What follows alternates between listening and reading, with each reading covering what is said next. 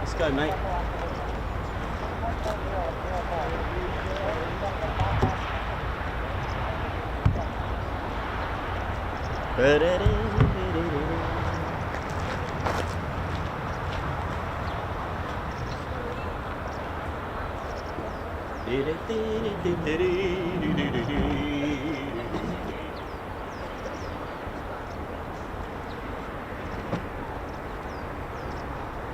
Let's go, Teddy. Back once again. And it's Friday, why not?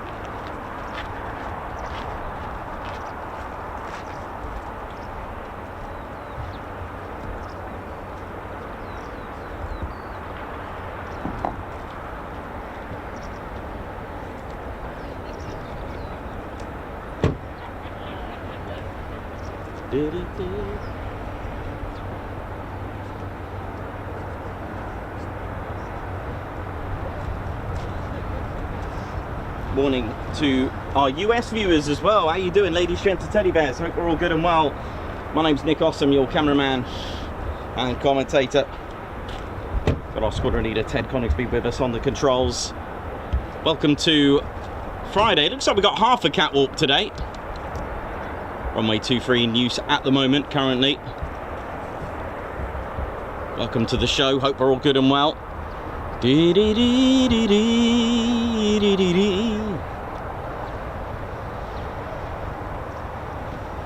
Oh, bless your heart. Should be a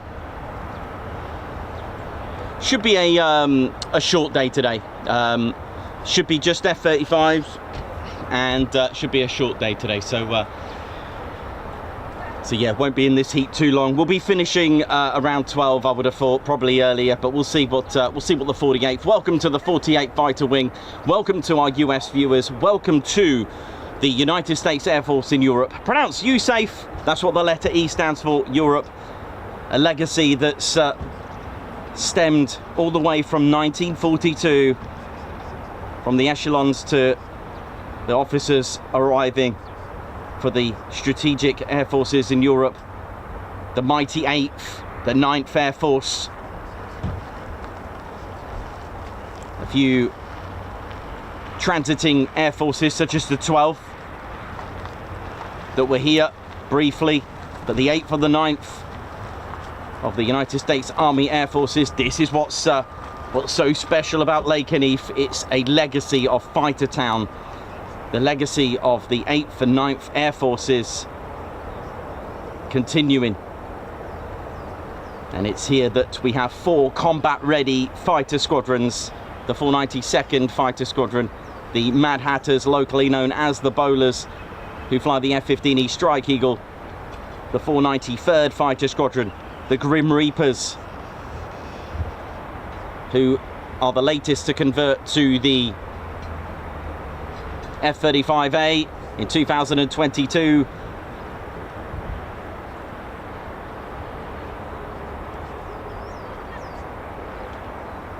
And it was Captain Sully Sullenberger who in 1975, if I got this right, was here as well. Now, if you know him, if you know that name, Captain Sully Sullenberger, he served here.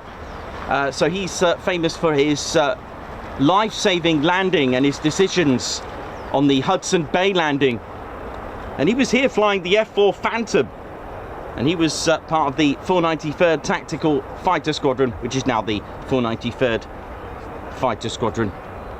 The 493rd have claimed a few MiGs as well back in the 90s on Operation Allied Force in just 48 hours, claiming 4 MiG-29s. A Canopy lives here. Dirk 2-1 getting 2 of those aerial victories as well. Next up, we got the 494th Fighter Squadron as well. The Panthers, the finest, meanest, baddest. The Panthers bleed red. Rah! That's right. Fights on. And it all comes here. Flying the F-15E Strike Eagle. And last but not least, making history for the USAF. That's right. The 495th Fighter Squadron. A name that was chosen. Called the Valkyries. To link it up with a bit of Norse history and a bit of the Vikings and Anglo-Saxons. 15th of December 2021, they made history for USAF, making Lakenheath the first USAF wing to operate the F-35A. In 1992, the 492nd and the 494th were the first to convert to the F-15E Strike Eagle. Very important, as it was the first sort of air-to-air combat aircraft of their jet fighter, having been flying the F-111 Aardvark, the F-111F Aardvark,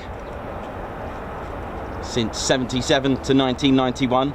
A bit of a change for Lakenheath as well, as it was known as the 48th Tactical Fighter Wing.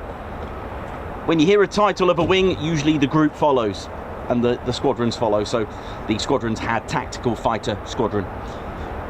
It wasn't until 1994 that the 493rd were reactivated with the F-15C, the single-seater, and then later on came the F-15D. The 495th were in and out of activation. Now, although the legacy and the lineage of all 4 squadrons started out on the 15th of January of 1941, in 1944, April to be exact, of 1944, with the organisation of having 3 squadrons per bomb group, or fighter bomb group.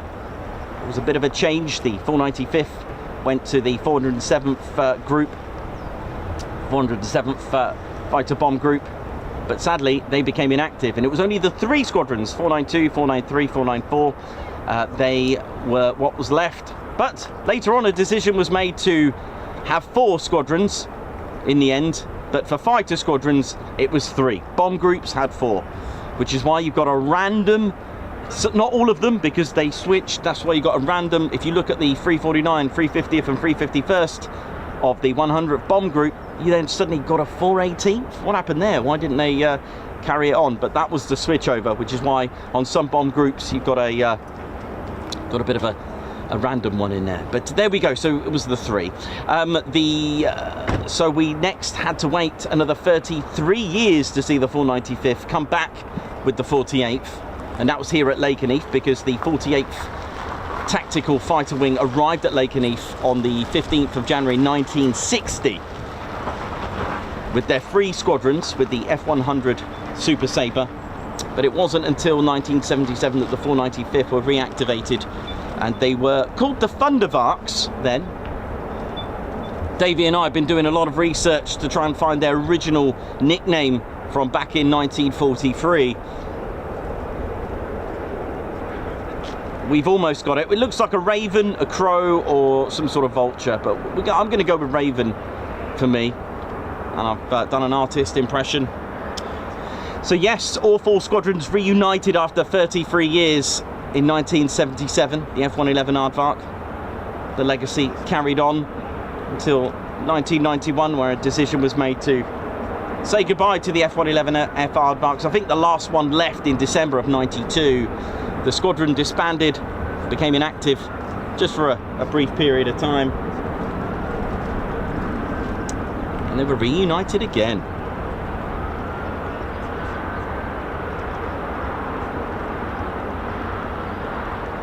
So don't forget to hit the like button, ladies, sheds, teddy bears. We're nice and early. Hopefully it should be a nice early finish before the sun starts blazing.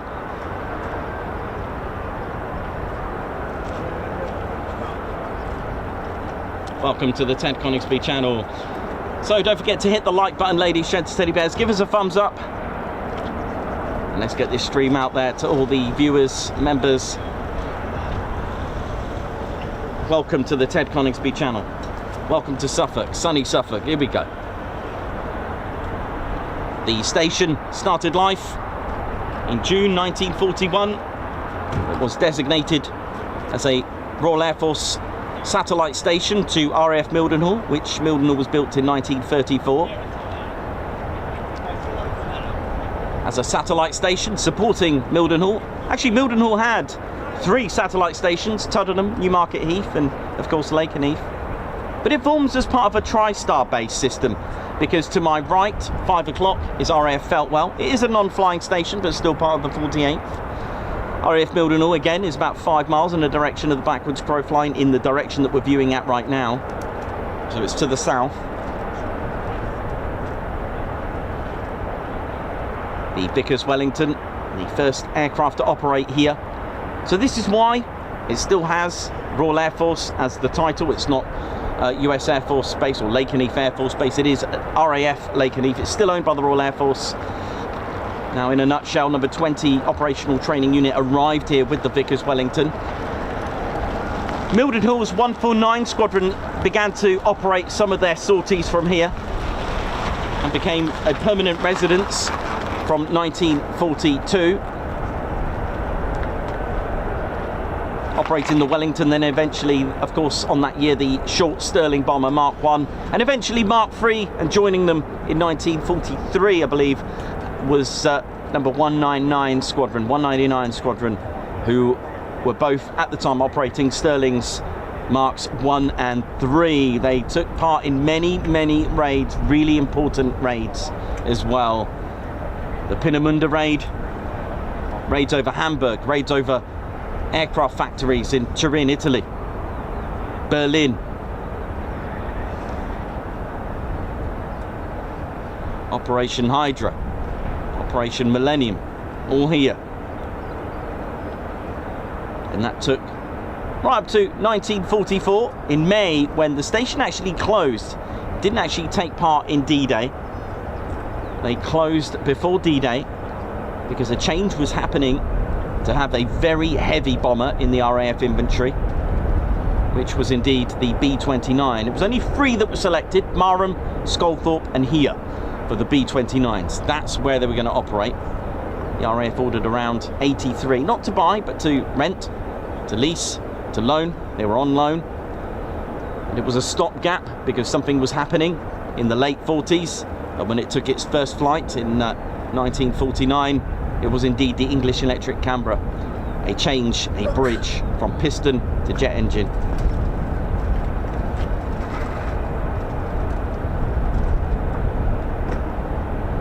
Welcome to the Ted Coningsby channel. The sound you can hear in the background is indeed the Pratt & Whitney's F-135 PW100, the most powerful jet engine in a fighter. That's right, 43,000 pounds of goodness with afterburner. It's basically strapping a human being to a rocket. It is indeed the 5th generation stealth multi-role fighter, the 9G pull-in, Mach 1.6 braking.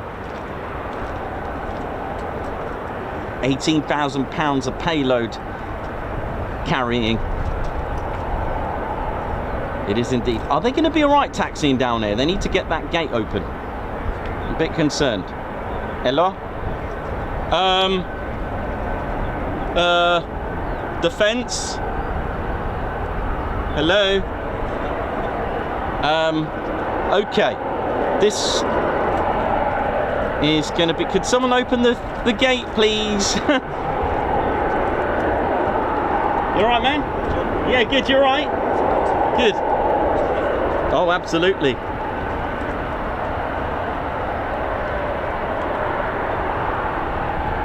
This is going to be interesting. What are they going to do?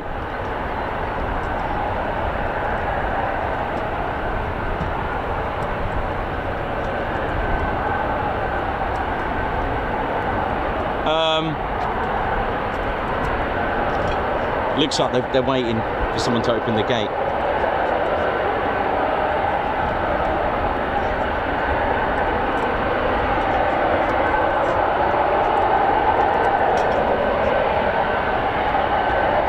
Hang on, there is a truck there. What are they gonna do here? Oh, wait a minute, they're gonna go, wait a minute, they can take a left and come out after the hangar, maybe.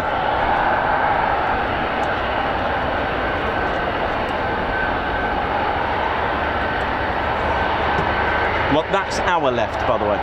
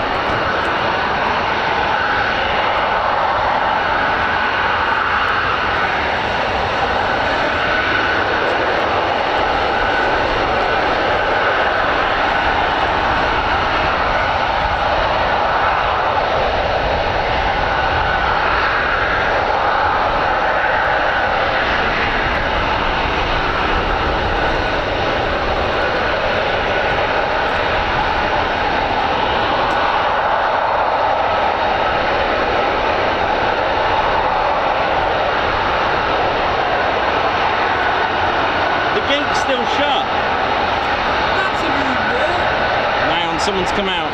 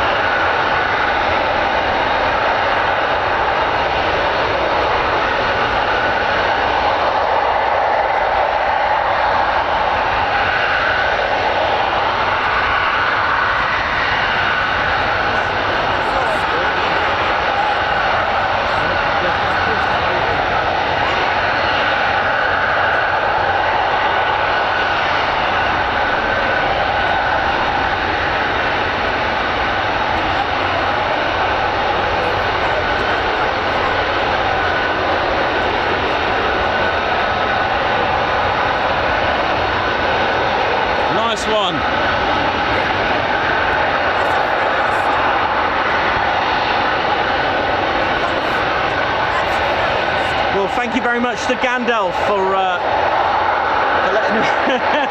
You shall not pass. Well, thank you to the crew there. It must be quite an experience to do that.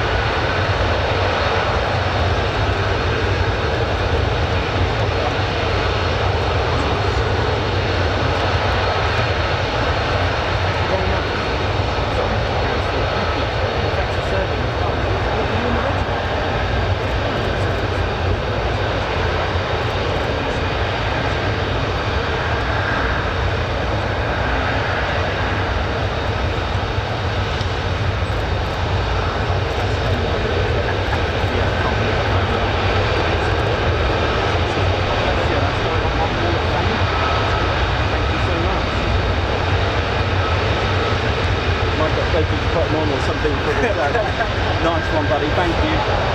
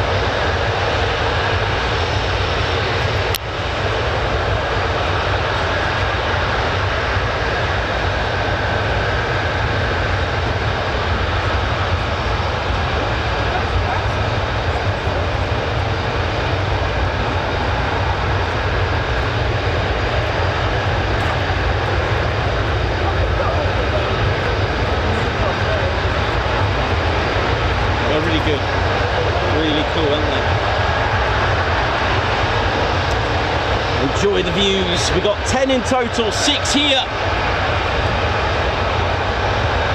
on the north EOR and 4 on the south EOR. Although I do love the light over here.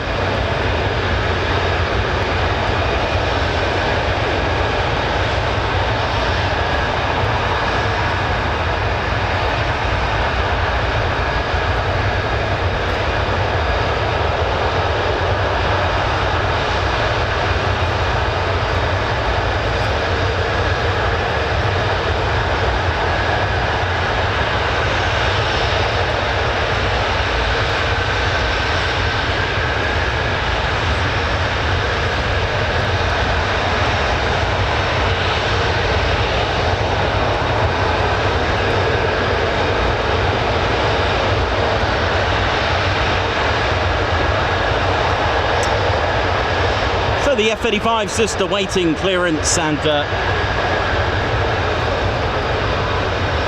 waiting for their tanker maybe, or there's infinite reasons why they wait here, but hey, who wants to wish them to take off quickly? We might as well keep them here. A lovely screensaver opportunity, great to take photos. They could be waiting for another aircraft in the flight from here or elsewhere, could be troubleshooting. They go in various flights, from singletons to 2-ship, 3-ship, 4-ship. They could even be initiating in ACM or BFM, Red Air, loads of different varieties which all have their own implications should there be delays.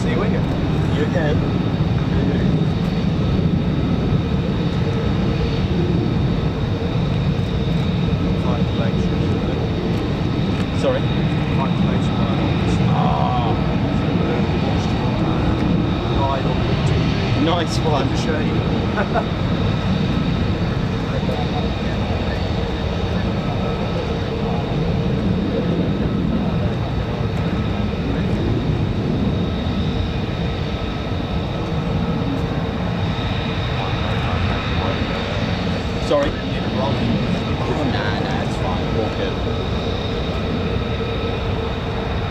This is just amazing. Well, I hope you're all enjoying those lady gents teddy bears. What's that? 8, 10 quick climbs? Beautiful. I hope you're all enjoying the show. I hope you're all enjoying the departures. This is why we like coming here on a Friday. Although we have established that Coningsby seem to put on a PTO Friday as well. A great, a great alternative as well. Should we need it? Should we require it? But I've got to remember, we're not ending the week here today. We're actually ending the week in Streamwise Cleethorpes for Armed Forces Day. We have had a bit of a change. It's just the Saturday we're probably going to do due to the weather and aircraft movement for Sunday. So just the Saturday is what we're aiming to be at. Because we have got tickets for Shuttleworth.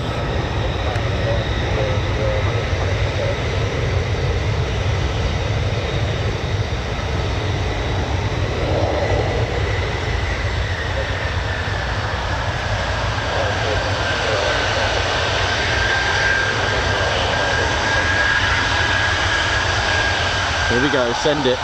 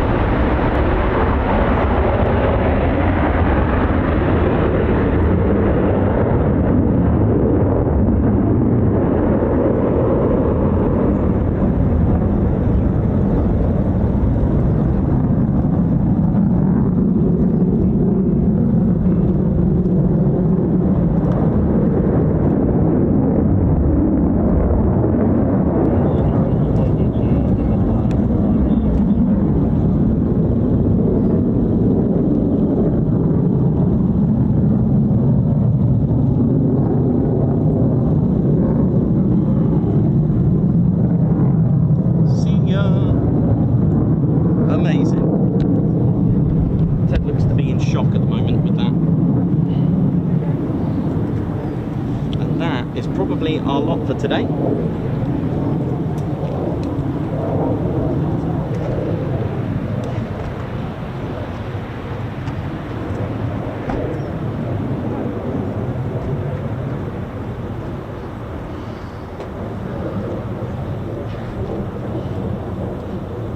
Ted, they've gone, mate. This is Squadron Leader Ted Coningsby on the controls. My name's Nikos, I'm your cameraman, historian and commentator. Welcome to the one and only Ted Coningsby channel. Hope you're all good and well. And what a absolutely amazing start to our Friday.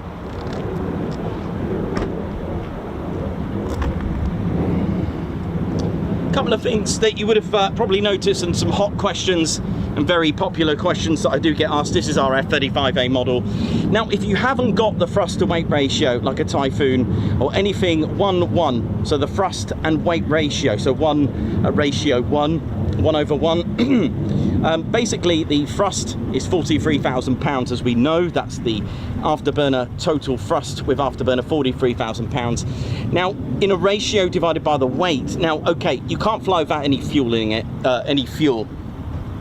so we're looking at around about just over 29,000 pounds empty on the, that's the F-35A, because they all weigh different amounts. for those that would like to know that. So what you do, you add the fuel. I mean, it could take 18,000 pound of payload, okay, but let's do a little bit of maths here, okay. If we take the F-35 empty, let's just round it off to 29,000 pounds, for example, okay. And then let's stick what fuel in the, it's got a capacity of about internal 18,000. All right, well, are they going to fill it up? Maybe. So 29, you know, it's just short of about what, 40,000 that is. So so you're looking at let's round it off, 19,029. You're looking at 38,000 pounds, and then a bit of payload as well. Your one-to-one ratio is going to be a little bit below. You're looking at around about I think it's about 0.87, but it's quite close, because if the F-35, I mean, it just depends on the fuel, and don't forget the thrust to weight ratio actually increases as you're flying, because you're burning off fuel, so you're going to therefore be lighter. 50% of fuel will bring the F-35A to 1.07. That's 50% of fuel. All right, so that's just to give you an idea. Now, if you are below, okay, if you're not going to have the thrust to weight ratio for the takeoff, don't forget this is takeoff, because the F-35, when it gets to 50% of fuel, it'll have over one thrust to weight ratio, naturally, like any aircraft. But for argument's sake, if it's fully fueled, okay, and it's got some inert ordnance which will match the weight, because they're still filled with concrete, you're not going to be able to do what a Typhoon does. What a Typhoon does, because it's 24,000 empty, even with fuel, it's way below. It's got a 1.2 to 1 thrust to weight ratio. So what that can do, because of the lightweight airframe at 24,000 pound empty, with about, I think it's 11,000 pound of fuel, it could actually, from brakes release to 8 seconds, will reach speeds of 185 miles per hour. Now, don't forget, all these depend on the pilot and configuration, but let's say for argument's sake, it was just fueled up with not a lot of payload, keeping that one thrust to weight ratio from brakes release, so literally afterburners on, 8 seconds, 185 miles per hour, and then it can pull up into 50 degree, 60 degree, and then vertical. But the difference is, because I get a lot of this going, oh, but there's other aircraft that can rotate at 8 seconds. Yeah, but they can't accelerate. And that's the thing with the thrust to weight ratio. It allows you to accelerate vertically, all right, and not let gravity win, okay? And then the Typhoon is able to accelerate from 8 seconds vertically. Now, this isn't just for the F-35, this is for other aircraft with a lower thrust to weight ratio, all right? The F-35 and F-15s, because they don't have a 1-1 thrust to weight ratio when they're fully loaded, etc., they'll need to go and reach speeds. They need to kind of beat the escape velocity in some ways, right? What they're doing here, there's a bit of physics involved, but they're now going to have all the speed behind. Remember, the Typhoon had 185 or so miles per hour. These will reach speeds of about 420 to 450 miles per hour before they pull up, which is why they, big shout to the USAF, Liberty Wing Fire Department. So which is why they're able to, they've got 450 miles per hour, they're really going to go for it. Now, the Typhoon only pulls a maximum 2G, if that, because it's just like, I'm going to accelerate vertically. This is now going 450 miles per hour. If you snap back on that stick, you are going to experience some G's there. Between 5 to 7 G is what the pilots have told me here. So 420, 450 miles per hour. There isn't a set speed. It depends on the pilot, because they can maintain 60 feet and then pull up 100 feet, etc. We've seen different feet, all right, and then pull up. Okay, now, a couple of things that you may have noticed. The afterburner turns off, okay, and then goes back on. Why? Well, landing gear, first of all, is very draggy, and it's not made for 450 miles per hour. If you did not turn off that afterburner and just kept going, these are going to get stuck and will damage, and you're going to have problems when you get back. Well, not too bad, but you don't know if they're halfway out, halfway in, you don't know. So that's why. One, it's not going to do any favors on the climb, which we have seen them get stuck before. They're not made for 450 miles per hour, all right? So they give them a bit of a chance to retract, okay? Now and then the afterburner goes back on. How high do they go? It depends what air traffic control has told them to climb to. So you'll hear it as flight level, like any other aviation on altitude. So for example, flight level 170, You just add 2 zeros and that's your thousands of feet. So flight level 170 is 17,000 feet. Flight level 190, 19,000 feet. Flight level 100 is 10,000 feet. Okay. Now, after they've reached that climb, they can then get clearance to climb even further with another radar service. It's just to get them out of the Lakenheath airspace. Okay. Now, unrestricted climb, quick climb, PTOs, performance takeoffs, they are all the same thing. Thanks to the movies, which kind of gives you the impression that unrestricted climbs are always vertical and just keep going until they reach the moon. That is not true. Unrestricted is to do with the climb rate. You are now getting an aircraft that's going to go really quick, really fast. And I think in civilian aerodromes, I don't know if there's any restrictions, but anyway, that's beyond me, don't know that one. But it's to do with the climb rate, because you can get a performance takeoff and it doesn't quite go vertical. It's to get out of there, get to your altitude as quick as possible. It is now going an unrestricted climb rate. What it is, air traffic control have to deal with all the traffic in the skies. At the moment, there are lots of aircraft. So in a QRA as well, they need to make sure that they're going to get them to the safest route possible, knowing that they've got an aircraft going unrestricted as fast as it can go, basically.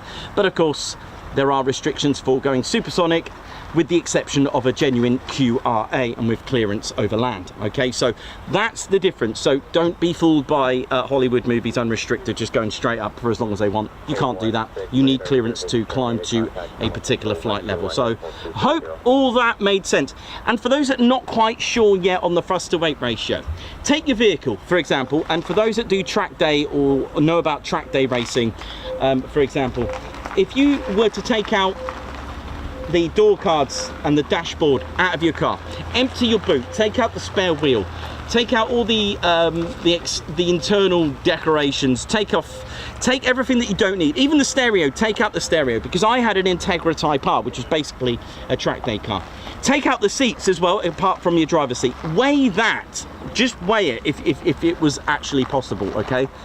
Your car will go faster, it will go quicker. It won't do anything with the max speed, and that's really, it might do, but it's to do with the gearbox. You might do, but it's really for acceleration. It's going to be quicker because it's lighter, all right? And that's the difference. You see, the lighter your aircraft, the quicker you are, all right? So the heavier you are, the slower. It makes sense, but it doesn't affect the max speed, which is why the F-35 and the F-15, although the F-15 has a higher maximum speed, got no difference on the acceleration. The F-35A clearly has a quicker acceleration. It's lighter, more powerful engine, just a single engine. Although the F-15's got a total thrust of 60,000, fine, but it also weighs a good 34,000 pounds empty. Empty, man. That's what? That's putting another 5,000 pounds and it hasn't even taken off yet. So that's the thing, all right? And the F-15 is all metal, you know, with that respect, it's all metal and having a good time. So that's the, you know, that's the difference with regards to the takeoff weight, etc. Yes, there are max takeoff weights as well with that.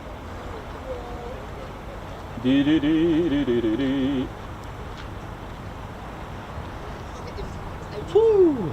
Actually, do you know what? I think it's 38,000 pounds, the F-15E Strike Eagle, with the extras on there, empty, with the conformal fuel tanks. Actually, I'm gonna give it even more. I think it is actually even heavier. Sorry, I was a bit too kind. You gotta treat girls with respect. You can't tell them the full weight.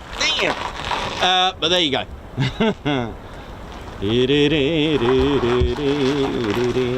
Hope that cleared up stuff as well. For those who don't know, if you've got any questions, do throw it out.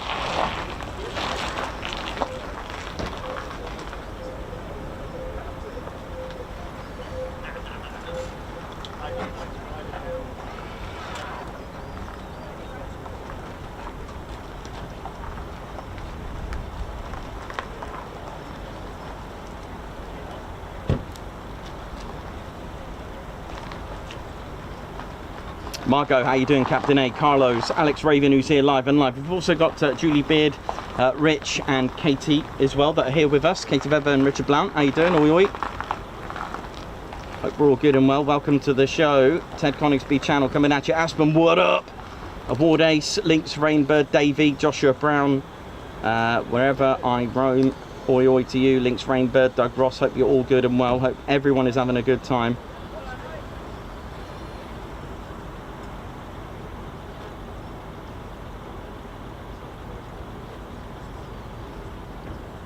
I mean, someone's put, is it TBL PEPs? Exactly. They're not made. Landing gear is not made to be retracted at, or at least be geared down at 420, 450 miles per hour. It would absolutely damage it, and it's not going to do you any good because it's going to be extremely draggy.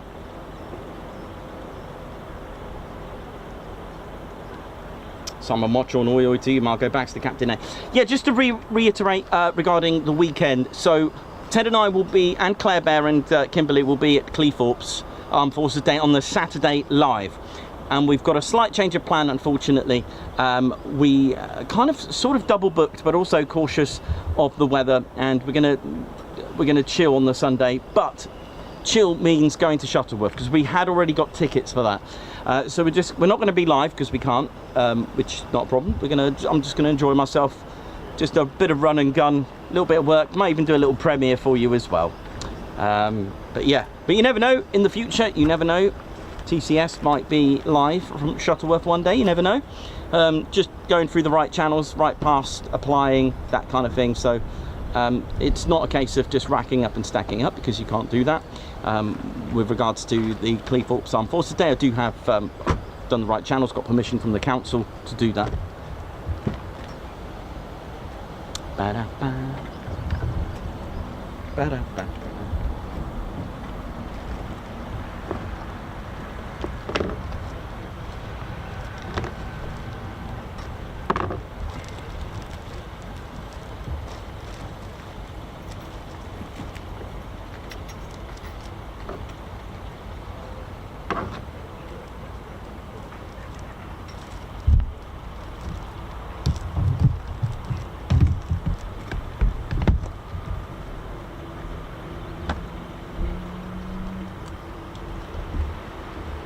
How we doing, ladies, gents, teddy bears? So yesterday I mentioned that had a good chat to all of you regarding the very first squadron or unit that was here, which was number 20. Lest we forget, to our brave men who served here at Lakenheath from 1941 to 44 of Bomber Command, including the very brave OTUs, operational training units. And the very first to arrive, June 1941, was number 20 OTU, and they came with this, and this is a bit of an icon here in Ely, Cambridgeshire, Suffolk, Norfolk as well. This is quite an iconic bomber. It's the Vickers Wellington bomber. It was the first to operate here, and it's such an honour to bring you a little model there. You can imagine it there just taxiing out, and it was first operational not far from here, 5 miles in the direction of the backwards crow flying at RAF Mildenhall. It was indeed number 99 Squadron who were operating in 1938 the Vickers Wellington for the first time. It was the same Air Ministry specification, B932, as the Handley for the Handley Page Hampden, although that is always talked about in Lincolnshire because that is where it first started life out. 4983 RAF Scampton, and it's quite, is it usual, is it not? Well, it's not too common to have more than one aircraft get the contract. Again, the YF-22 and the YF-23, again, one of them got the deal. Same with this, except this time they both got it. I think I got a funny feeling there was a third company, but we'll leave that for a minute. So this was the most produced RAF bomber of the Second World War, the Vickers Wellington bomber.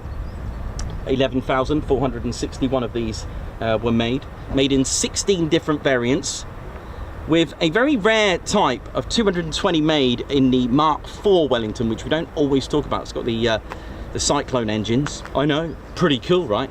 It was a 460 Royal Australian Air Force that were operating these at, testing my mind, I think RAF Molesworth first, and then they moved to Kimbolton, as that was a satellite. But anyway, it was made and designed beautifully by Dr. Barnes Wallace with the geodetic airframe, so just like this chain link fence, it was made in that way to take a lot of battle damage, keeping it lighter, and it was made and stressed out with was it the Irish silk linen, I believe. So it could take a lot of battle damage. I think they made about 16 main different variants. It was indeed a record breaker. I know. LN514, I think it was, beat the world record. I know. They were making these at a rate of 28 a week, which is impressive. But the one, I think it's LN514, I think, was the world record breaker at the Broughton Aerodrome, the Broughton factory in Flintshire, which is Airbus, right? Where the Beluga and I think PA474 was made, to be exact. So there was a world record. I don't know which bomber it was, you know, but America had the world record of assembling a bomber and flying it. 48 hours. But do you know what? I don't know what bomber it was. I'm going to have a look. I'm wondering if it was a Mitchell. Was it a Mitchell? I'm going to have a look, you know. That is a good question, and I can't remember what it was. But anyway, 1943, I think the competition was, or at least, you know, Vickers thought, nah, we'll beat that. So they set themselves a world record time to beat, 30 hours. So they contacted the test pilot who was going to do this. So everyone got to work, and I saw a really amazing video. Honestly, 3 in the morning, women dressed to the nines, going in there, just doing their bit. Men and women working round the clock, right? They put this together in 24 hours. They even had to wake up the pilot. So, sorry, mate, but we're 6-7 hours early. You're going to have to get up and fly this. While it was being taxied out, there was a guy just polishing the cockpit area. It was pretty amazing, really. And it flew in 24 hours. Sorry, my beg your pardon. In 24 hours, this was built and sent. I know, amazing. Now, I'm going to give you a little comparison, not because of a comparison of which one's better, but I want you to give a bit of technology and a bit of love, because this came here in 1941. Okay, 1941. 80 years later, almost exact. In 2021, this arrived, the F-35A. Now, I just want you to appreciate technology. That's what I'm on about here. It's not about which one's better. Yes, I'm going to compare them, but as a form of 80 years gap between the two.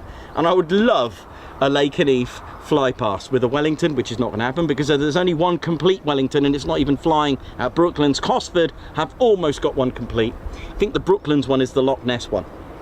Now, the first flight of a Wellington was on the 15th of June 1936. The F-35A, 15th of December 2006. So 70 years difference between their first flights. The Wellington in service in 1938. Now, the F-35 range, all a little bit random, because the A was in 2015. The B was 2015. That was the first. The A was 2016. And the C in 2019. All right, so 16 different variants on the Wellington, 3 main different variants on the F-35. So it arrived at Lakenheath 1941, the Wellington, this December the 12th, 2021. The Wellington had a crew of 6, the F-35's a crew of 1. Length, here we go. Let's talk the differences in size, because they're not to scale, unfortunately. Length, 64 feet and 7 inches on the Wellington, 51 feet 4 inches on the F-35A. If you want meters, that's 19.69 on the Wellington and 15.7 on the F-35. Wingspan, 86 feet 2 inches, that's 26.26. And the F-35A is 35 feet, that's 11 meters. Engine, so there was a lot of different engines, but the main one was the Bristol Hercules. Okay, twin engine Bristol Hercules, in the end having 1500 horsepower, really punchy, real nice engine, the Bristol Hercules. But of course the start was the Bristol Pegasus, but it ended up being a Hercules in the end. Pratt & Whitney had 43,000 pounds of thrust involved for the PW F135 PW100, right. Let's talk a little bit about horsepower. So total horsepower, all right, it was 1500, let's say, on each one. Let's say 3000 horsepower on the Wellington. Now, we always do pounds of thrust, so I'm going to have to just give you my own sort of representation of thrust. I'm going to guess at, let me think, 43,000 pounds. It wouldn't be bad if I said 165,000 horsepower.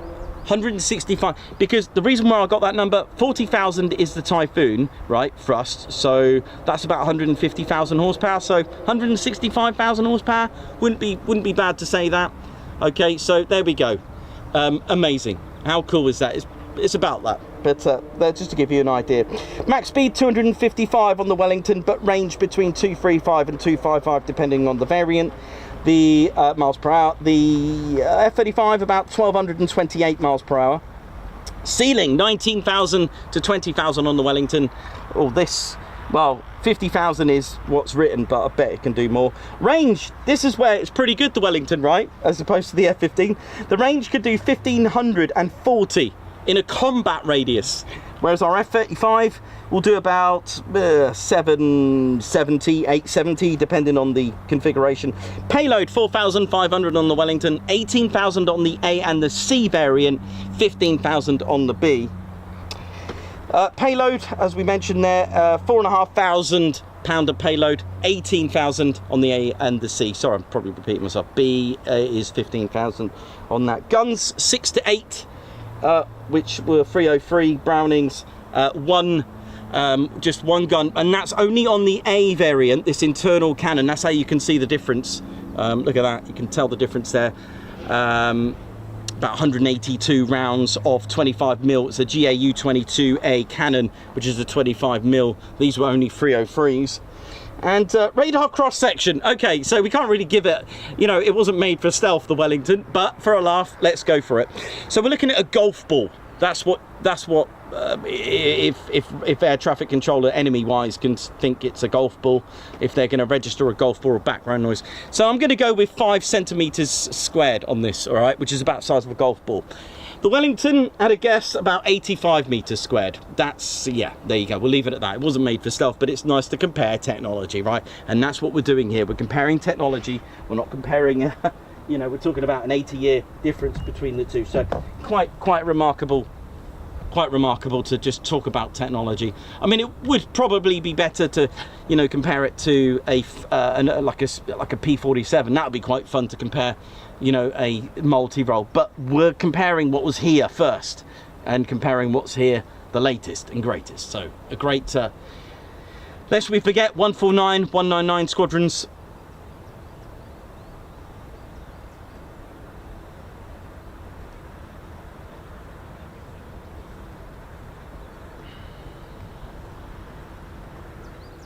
Aspen, thank you for that. B-24. Yeah, you know, when I said B-25, I was thinking, I did think about maybe a Liberator. Thank you very much for that.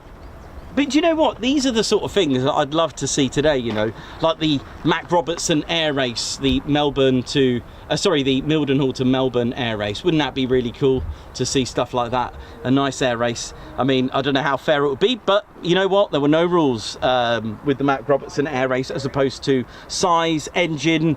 The only rule was whatever pilots you had on takeoff, that was your team. You couldn't add a pilot, you know, in another country to come along, because that wouldn't be fair. Because I suppose it's to do with also the endurance of the crew to see if they can do it, which is pretty cool.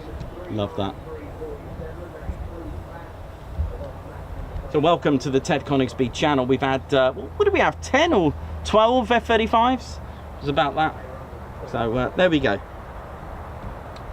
Right, going to grab some water. I'm going to stay hydrated because it's a little bit, air feels a bit heavy today at the moment. It's cooling down a little bit, which makes me think thunderstorms in the area. Oh, okay, there you go, thunderstorms in the area. You can feel it, that change. Mogginess. Yeah. Blech. Oh dear. It's not coming here, is it? Wow, yeah, there's a lot. I can feel it. That heaviness in the air. It's like, it's really thick air. Yeah, I'm the same, mate, I'm the same. Got to replace it.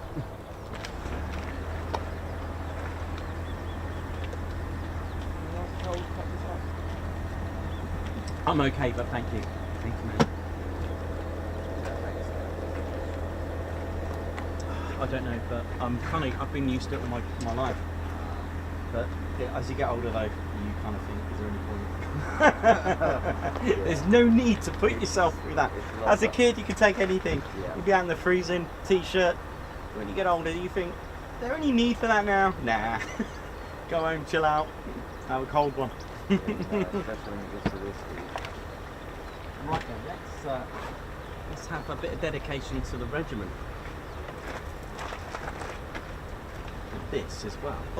Oh, cool. Nice. Cool. Right, we're going to find Mr. Reginald.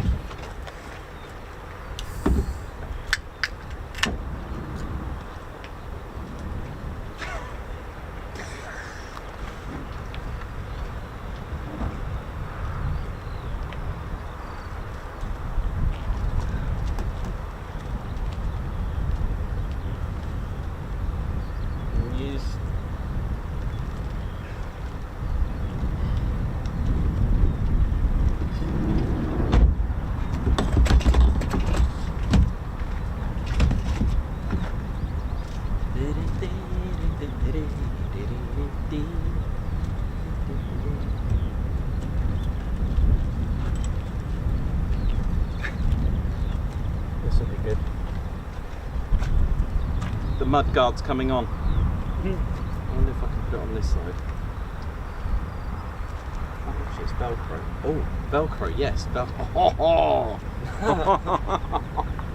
Right, so we're good with that. We're good with that.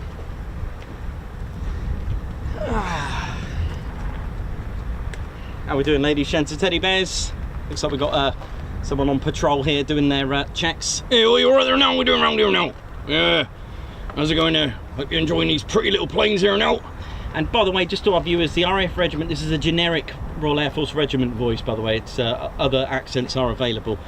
Hey, all you right here now? What are we doing around here now? Yeah, just been chatting to my mate down there from the regiment. Yeah, he's look at this. I've got a 58 Squadron RAF regiment. This one's the chicken catcher. So what we used to do in the regiment, we used to set our spiders out, you know what I mean? Look at this.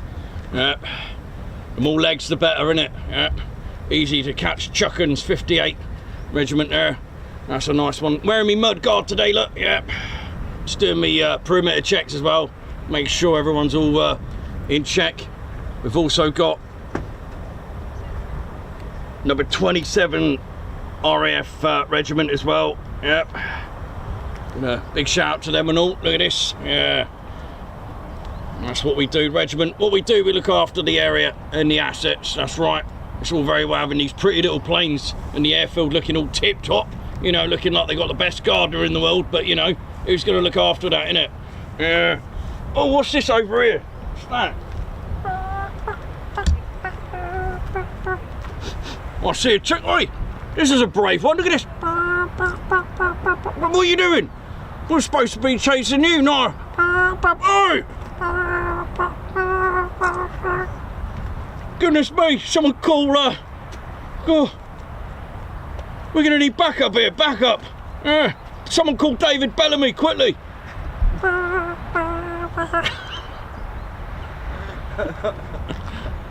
Goodness me, oh, I bet that's tasted that one. I'd like to fry that one up, innit, hey? Right, oi, behave yourself down there. I'm watching you. Right, enjoy. Big shout out to the RAF regiment there now and all veterans as well. And the reservists. Well done, volunteers, reservists. Thank you very much. Cheerio. Thanks, man, for that.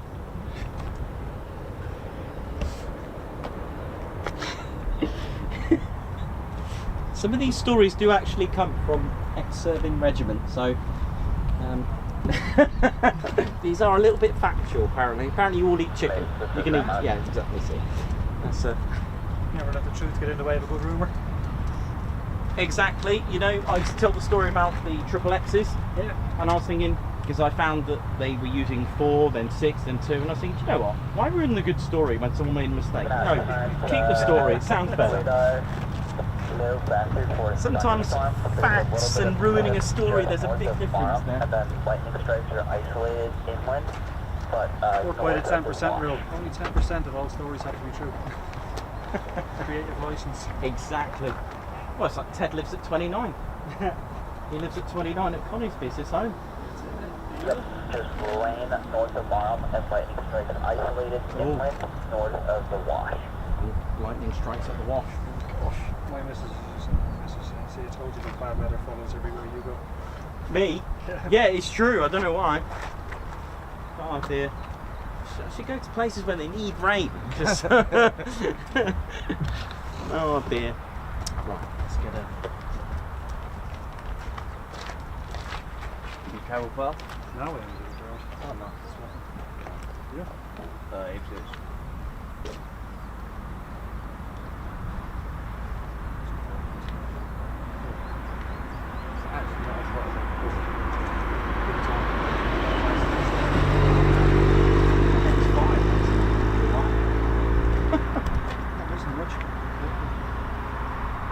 Yeah, thanks for those problems. Sorry, that's what she came from. Huey, that's it. Thank you very much, Huey, for that. Thank you. You're streaming every day in my kitchen. Yeah, oh, thanks. Thanks, Huey. She's still working from home. And those were your squadrons, were they? Yeah. Wow. Any particular role that you did especially for there? 27 was joint CBR, yeah. Well, when I was in, it was NBC. Wow. They were the guys that were down in Salisbury, in the Novichuk, Yep. and the whole lot. Yeah. All them guys in the chemical suits, they were the lads who used to work. Yeah, that's what they do. It's, So you've done the shed, you've got your name and yeah. I don't know if they do that anymore, but They do. They do, yeah, that's right. CS cast? Yeah, that's it. Never affected. It's Yeah. down there all day. That's No mask cool, on. yeah. Oh, what I video you that know, the other day? oh wow. Must have- Lethal. Yeah. Did you do any, like I said, there's some squadrons that protect the assets as well and stuff like that. Is that Pretty much. yeah, pretty much, yeah. Everywhere the airport Yeah, 'cause deployed, we were deployed with them. Everyone thinks of flying, but The way you used to explain to people was, the Royal Marines are to the Navy what the RAF Regiment is to the Air Force. good way of saying it. I like that. Yeah, Royal Marines.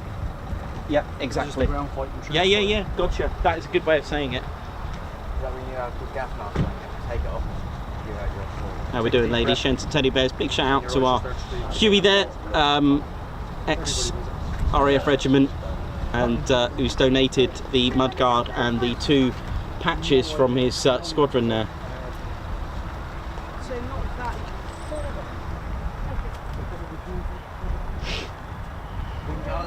This way. They land this way. Yeah.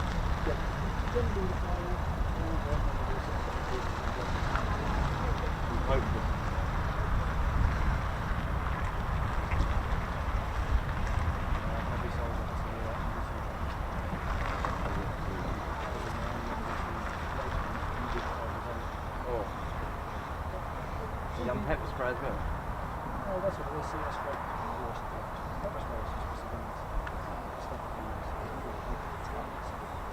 An upside down bit, and explosive big one.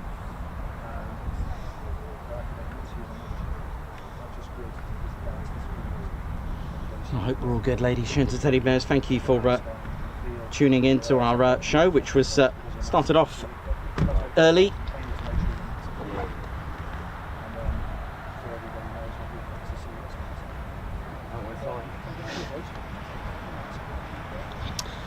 Davey, so let's start the Guards March there to Huey there. Thank you very much as well for serving as well. Thank you, Guards March to Huey, and for donating the very special patches and the mudguards, the Guards March there. Thank you very much. Also, Bobby, thank you very much for your 10-month service. Thank you very much. Oh yeah, love it. So Bobby's been a member with the channel for 10 months as a member of the Posh Officers. Davey as well, thanks a lot, man, who's tuned in far away in Northumberland, who's given me any updates from his very own radio station. Davey, you should have a radio station, man. Bobby, thanks a lot for the super, a Guards March. God, remember that. Doug Ross, thank you very much. Thanks a lot for the super Brown Pop Fund. Thank you. Dieter, who's been a member of the Ted Coningsby's Posh Officers Club. Thank you very much. 20 months of channel membership. Up into the 20 all year. Babs, a high five and a Guards March to you. Thank you very much for gifting a Ted Coningsby membership. Margot, thank you very much for Ted's Adventures this weekend. Thank you very much, Margot. Guards March. Davey74, thanks a lot, Davey, who's just like Margot, part of the Spanner Flight, member for 40 months. Thank you to everyone for your magnificent support and dedication to the TCS. We are the one and only best military aviation channel out there. Thank you very much. Well said. Donna and the Cake Cat celebrating 32 months, who's also a Posh Officer with the channel. Alex Raven, who's here live and live. Oi, oi. 20 months. Oh yeah, 20 months with this amazing community. Been the best time ever, and I'm live and live. Thank you very much. Chris Bloxham, who's part of our Spanner flight as well, celebrating 39 months on a milestone there. Thank you very much for looking after the channel like you do, and the rest of the Spanner flight crew. Thank you, Ted, Nick on Spanner flight, and all the members and subscribers that make this community so special. Please hit the like there now. He said that today was chilling once and came on the fire, and he went to get his helmet on, and there was one in there, and he just didn't. He just got Gas Russell, oi to you. Aspen, Ellie Lyder from watching from Australia. I'd love to see them because I love spiders and everything. These things are big as that man. Seriously, shouted at and everything. You see, people used to think that they'd run after them, but they didn't, because they like the heat. So it was a bit of fun and games this morning with the gate there being closed. So we're just going to wait for their return. You can feel that the weather is sort of changing a little bit, unfortunately, but we'll keep going as long as we're all okay and safe and well.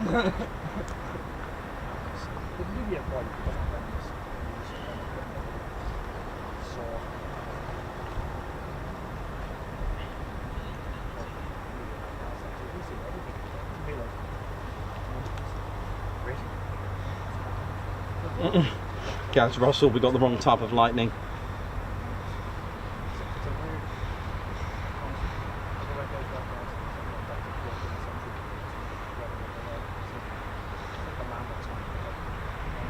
Well, the guy I took over, he was ex-military, and he's decided to go back over there for private security. Yeah, because he missed it over there.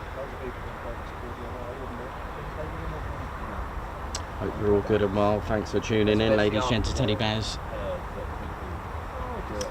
So yeah, some really weird density of the air at the moment with the storms north of here as well. So we're just gonna keep an eye out for the F-35s for their return. It's a little bit cooler now at the moment, but we'll see. We'll see how this is going to play out. We're not going to be here long.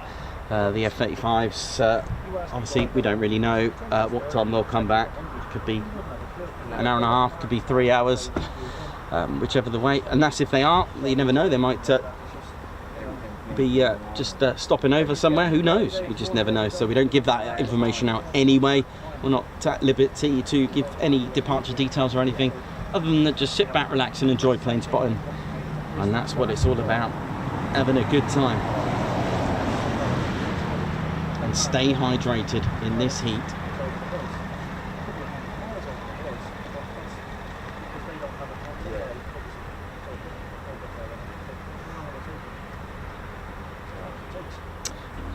If you're looking for F-15s today, there won't be any. They're not flying at the moment currently on Fridays, and that's been the case for the last 2 months, I think, or at least, should we say, round it off to 8 weeks. But that seems to be the case at the moment. That seems to be the trend. Who knows? They can do what they want, of course, but that seems to be the trend.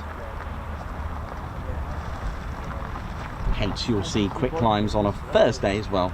Not always. We only had the one yesterday, but it was good. I'm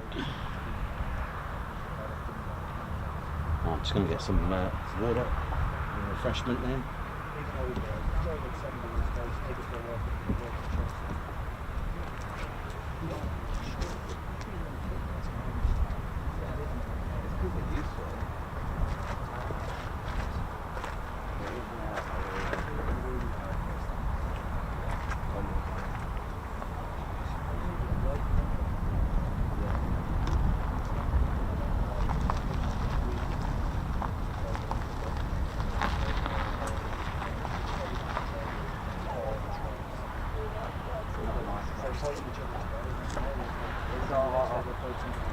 I watched a lot of Top Gear and that lot, and the amount of places that you can go. Like they've done the pre-wise men, Middle East, that was insane. Like couldn't go over Russia, all the way, Ukraine.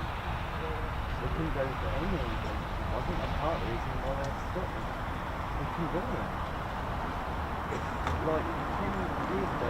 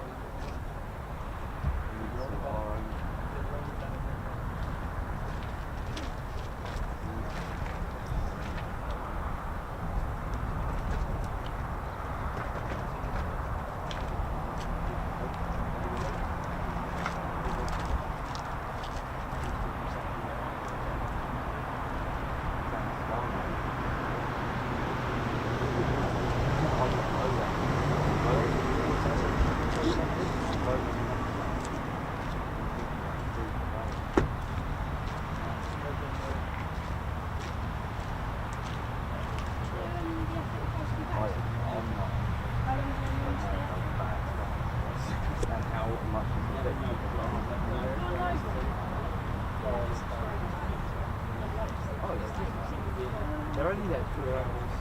Always.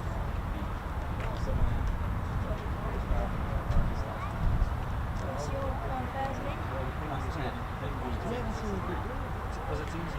Never know. I could guess. The first thing you say is, well, collection. Yeah, so you just, they do their thing.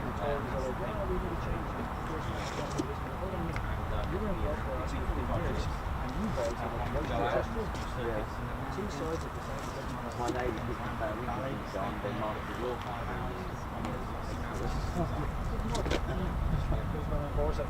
Yeah.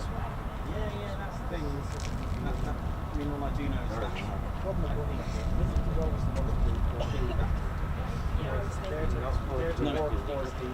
the moment, our government's brought everyone apart. They don't fly on Fridays. At the moment, it's been like that for 8 weeks. There's some people high up in power. Big quick times, wasn't it? The last two ones we got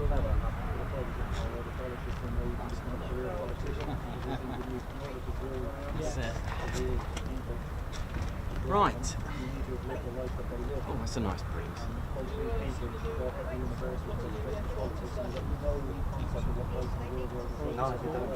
If that is it.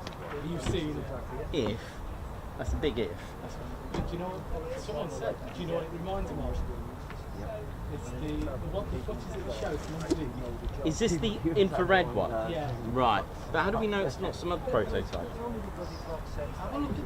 really does. It looks like a mini. Is it the one that looks like a mini SR-71? Let's see. Doesn't matter what you say. Firefox, vintage. That is it. Right. You look at even down to this little Yeah. I don't know. I know how long it takes to build a prototype. From what I can gather, unless they can. He's quite like. used to know someone. You see the F-15 and the Victory system.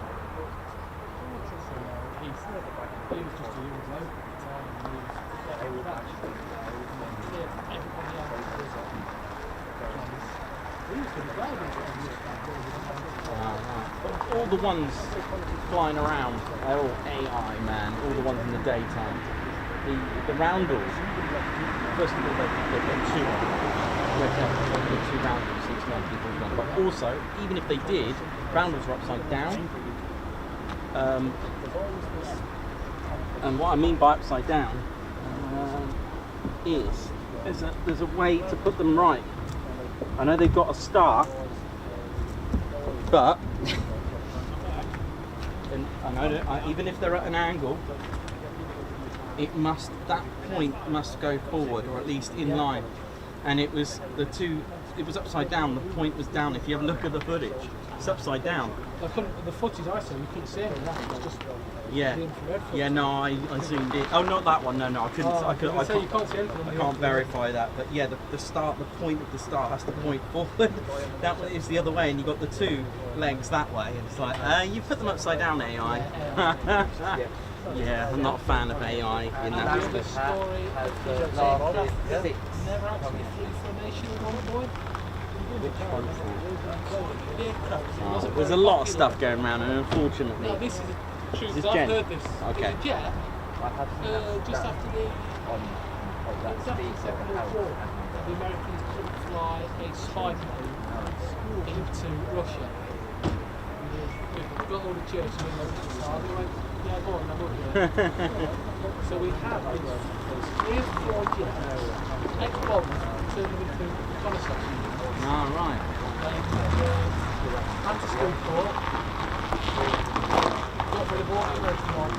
Just put the rounders on them. and then To this day, no one admits these aircraft. Nothing to do with me. Send you the story. Yeah, go for it.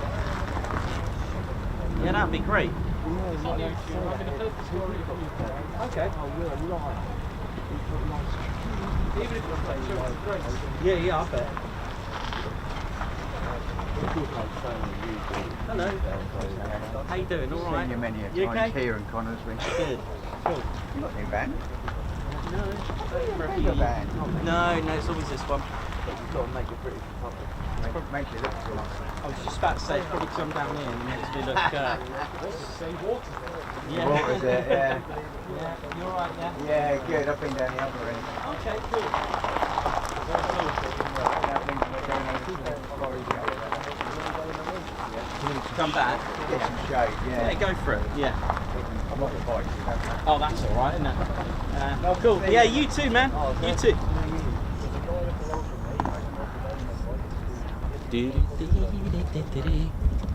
So how's everyone doing, ladies, gents, teddy bears?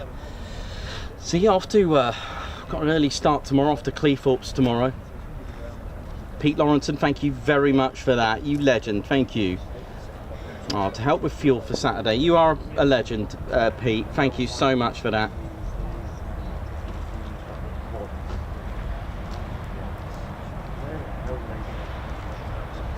Pete and I, and also Kevy H, the three of us, we climbed Mount Everest with 70 to 75 kilos of equipment.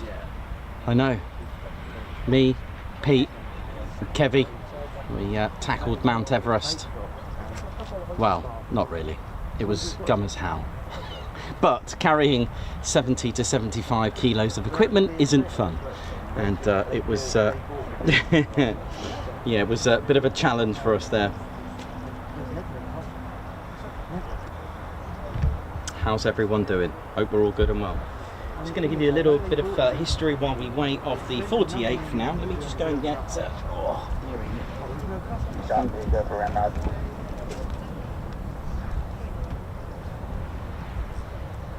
hopefully we get some low approaches. Oh. Actually up.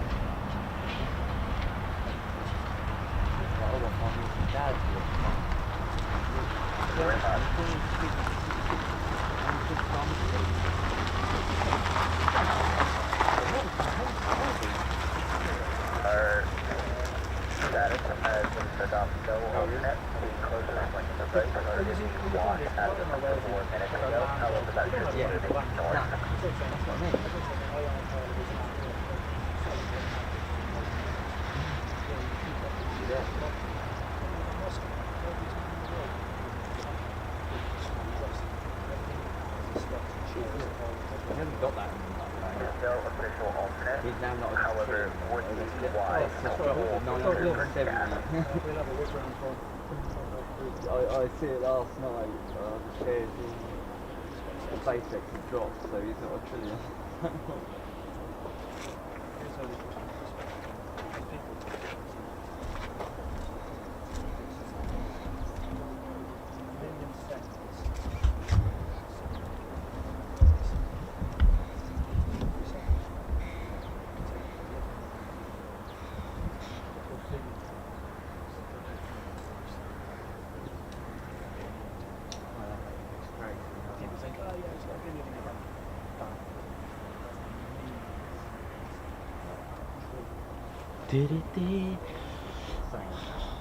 So the airfield and operations are, especially ramrod ops that you may have heard there in the background, they are obviously concerned with the lightning strikes in the area, and this obviously in the interest of safety to all personnel and crew, it is a factor where they can be recalled due to lightning strikes. Not necessarily right here.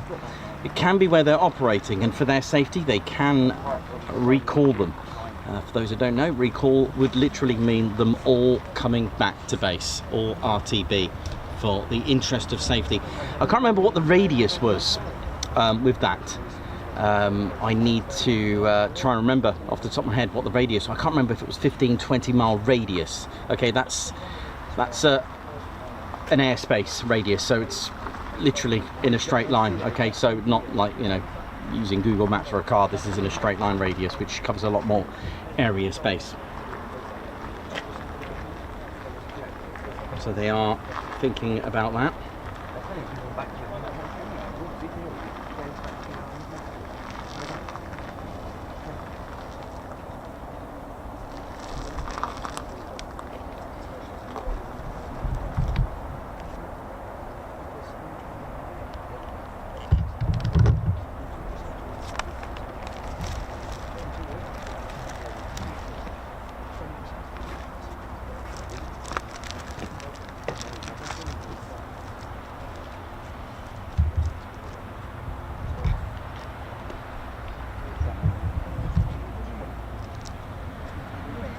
So the 48th, they've got a lot of history, which stems back all the way to 1941. How we doing, ladies, gents, teddy bears? Hope we're all good and well. Hello. Hiya, you all right? How are you? Good, thank you.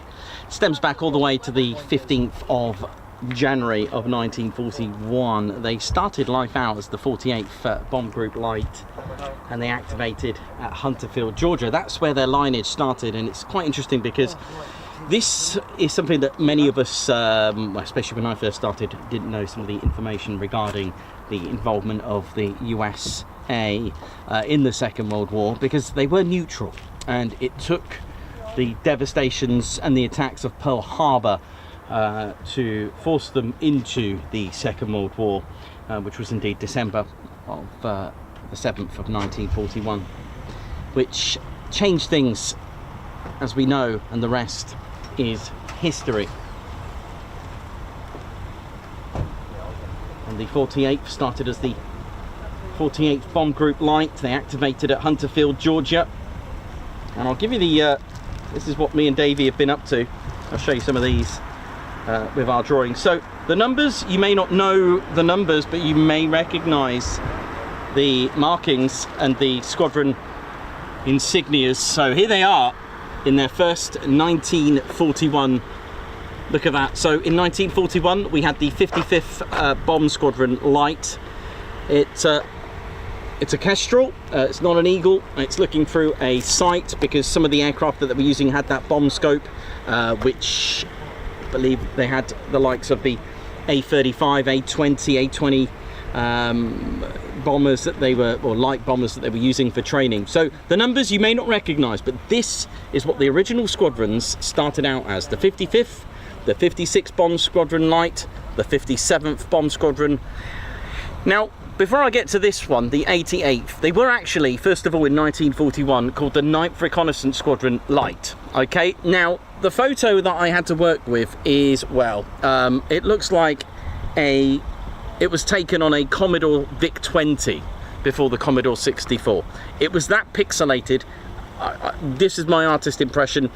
I think this is no longer a lightning bolt, it's probably a bomb, but the bird, I'm going to go with a raven of some description. Okay, a year later in 1942, the squadrons were redesignated into different allocations. So they were designated as the 55th Bomb Squadron Dive. The reason for that is because of the aircraft that they were operating as a training. They were a training unit, the 48th. They weren't a frontline unit at that time. Okay, the 56th, they became the Bomb Squadron Dive. The 57th, they became the Bomb Squadron Dive. But the 9th Reconnaissance Squadron, they became the 88th Bomb Squadron. So they went from 9th to 88th, but as a Bomb Squadron Dive, okay? And then a year later, they then became the squadron numbers that you know today. So the 55th became the 492nd.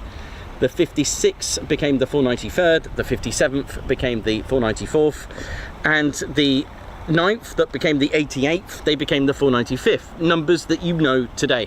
Now again, just to make that clear, this is my artist impression, although I may need to change that to a bomb of some description, but you will recognize that some of these are the original, right?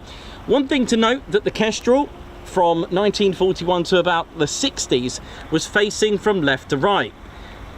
From the 60s onwards, the Kestrel is going the other way, and yes, it's supposed to be like a dark brown color, because yeah, that's what I had to get to work with, but there you go. So it's quite nice to see the original markings and their insignia still in use today, which is quite amazing, absolutely amazing. The nicknames were the same, but except for the 495th, I'm wondering if they were called the Ravens or whichever bird that they were using.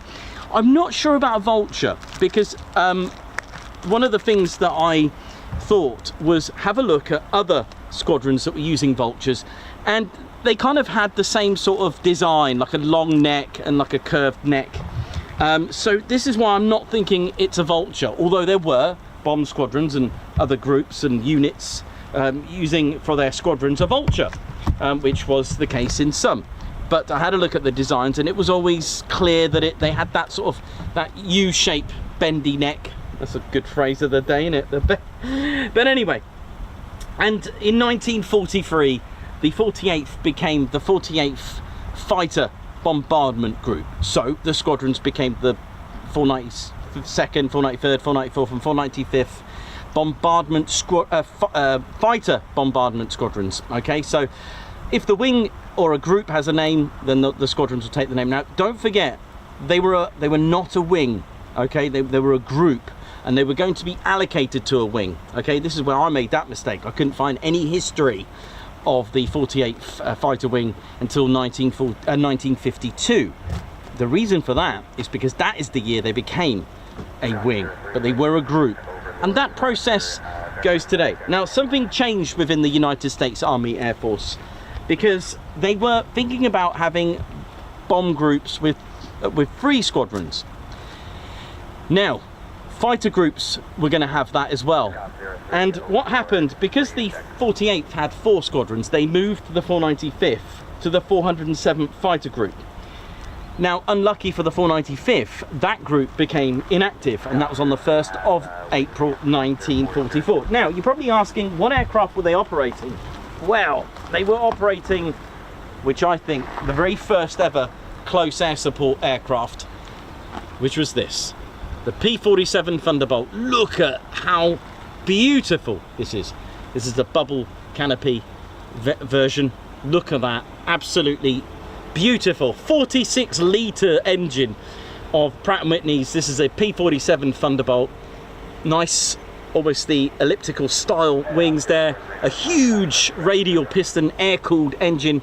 18 cylinders, and because it was air-cooled, okay, pros and cons about air-cooled versus inline engines, so radial against inline. So the nice little, you know, stream, nice aerodynamic inline engine, you know, they were liquid cooled for your engine. You get shot here in a liquid cooled, so for example, let's say a Spitfire, for argument's sake.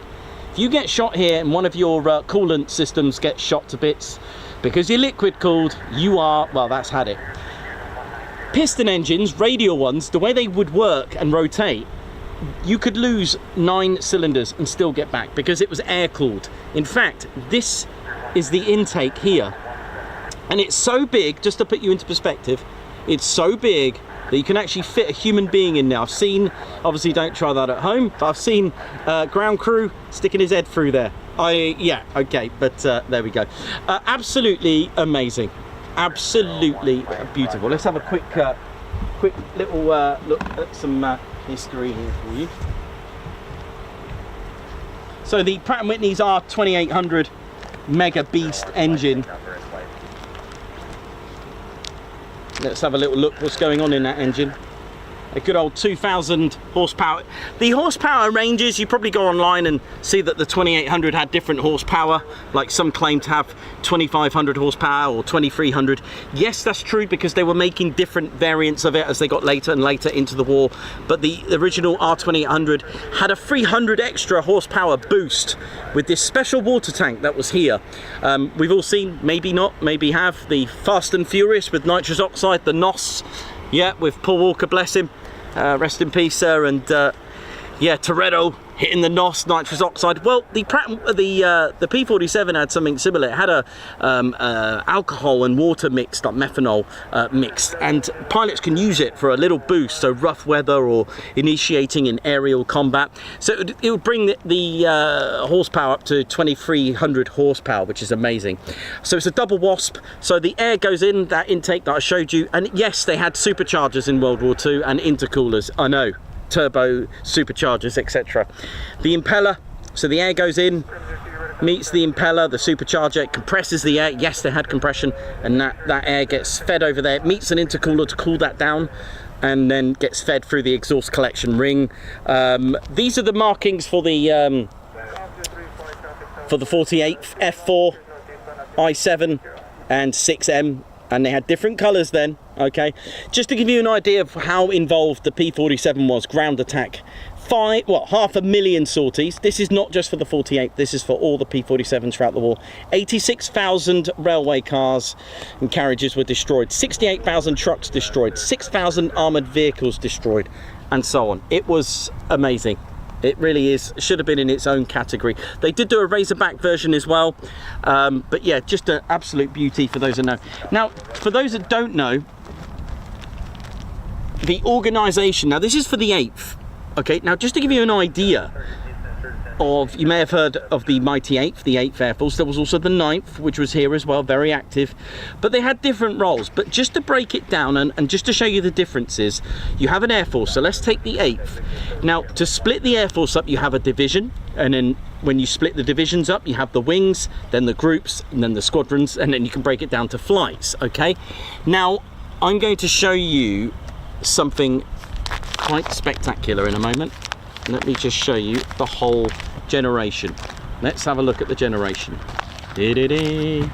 So this is what the 8th Air Force. Now, I want you to understand that the 8th Air Force took part in strategic bombing. So bombing marshalling yards, bombing ball bearing factories, aircraft factories, that kind of thing, okay?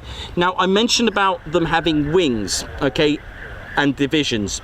The 9th Air Force, which is what the 48th were going to be allocated to, they did a different thing, and instead of divisions they had command. So you had transport command, fighter command, the 9th fighter command, the 9th transport command, whereas the 8th had divisions, then the bomb wings, etc. One day I'll show you the 9th breakdown, okay? But the reason why I'm showing you the 8th, and I'll get to answer your question in just a moment, what did the 9th do? The 9th did army support, close air support, taking out those gun positions that were causing a threat to our to all the troops on the ground. So though we all I mean, I was listening to a podcast about the Battle of the Somme. How many, I think it was something like 100,000 were lost in just one go through those gun positions. So taking out having an observation flight with the P-47s, a recce, taking out all the tanks to help the army. That's what the 9th did, but they also had troop carrier command of the 9th, which would drop the soldiers and troops and paratroops, okay? So that's what they did. They did have fighter groups, the 9th, and they also had a transport command as well. Now I'm going to show you this. The reason why I'm showing you this is because they began by organising the group to have 3 squadrons originally. Okay, when they switched to having 4 for the bomb squadrons, for the bomb groups, you'll see it's all going well numerically, and then suddenly, what's going on here? Or going numerically, what's going on here? Some of them don't as they get later on in the numbers, like the 600s and so on, because they switched. And the thing is, with the 48th, they were going to turn into a fighter group which only had 3 squadrons, okay, and bomb squadrons were eventually to have 4. So that's why you get, when they switched, they were then allocating the remains. So that's why, if you look at the 407th, where the 495th 5th went. That's why they were probably quite random as well. So this is the 8th Air Force. I know it might not make sense. These are the 3 divisions, and each shape was a division. So square was the 3rd Air Division, triangle was for the 1st, and circle for the 2nd. Now, just I know I backtracked a bit, but it was just to show you the organisation, what was going on at the time. What I'll do, I'll get you a 9th Air Force version at some point. I don't know when I'll be able to do that, but I'll certainly get that done for you, so it can make a bit more sense. Now, the 8th Air Force, they were already here in 42. Now, for the 48th, who just had the 3 squadrons, they were allocated to the 70th Fighter Wing. All right, so they weren't a wing, they were a group, because today the 48th Fighter Wing has a group, and it's the flying group, which is still today. It is the 48th Operations Group. So that structure, you know, still exists today. Hope this is making sense. So the men set sail on the 21st of March 1944 on the likes from New York, from the Queen Mary to the Ile-de-France. Okay, they found themselves at RAF Ibsley, okay, so near Bournemouth, allocated to the 70th Fighter Wing and to the 9th Air Force as a fighter command group. Okay, so they carried out more rigorous training, a program that was designed to train them for their future important role, dive bombing, close air support, which is why I believe, if you look at the A-10, what's its name? It's the A-10 Thunderbolt II, hence the P-47 Thunderbolt. So for me, it innovated. It innovated the close air support. This is my own thoughts from what I've read. I believe that that's what it did. Okay, played a similar role to the Hawker Typhoon. Okay, I get that, but the Spitfire, close air support, probably didn't have the range to go out there. Okay, and this is the difference. The P-47 and especially the P-51, that had the range, but that was more for me as a fighter, whereas the P-47, a tank, and it had so much armament. 8 of those cannons, I know, 50 cals, which would actually slow the aircraft down by 25 miles per hour. On the 30th of May, the 48th Fighter Bombardment Group lost the title, which is a good thing. They were changing roles. They were no longer a fighter bomb group. They were now a fighter group. Bit like what we have today. So the squadrons were called fighter squadrons. Oh, high key, low approach. Yes, please. PFO time. We got some RTBs coming up. They took part in D-Day, and as the Allies were gaining ground, the 48th were finding themselves at Coningsby and other airfields in France. They moved to Belgium as they gained ground. They supported the Allies so well that they gained ground, and the P-47 was doing its thing. Oh, airfield in sight, so they're not far.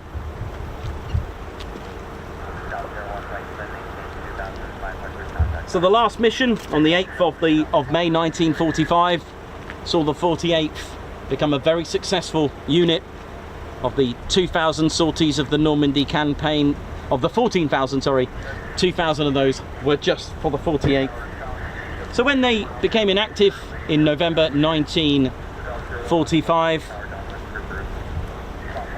it took 7 years for them to be reactivated, and they were reinstated as a wing. That's when they became the Fighter Bomb Wing in 1952. And they found themselves back in France, and this is why they're called the Statue of Liberty Wing, because when they moved to Chaumont, it was known that they were just 20-25 miles away from the very workshop of where the Statue of Liberty was designed and built, Bartholdi's workshop.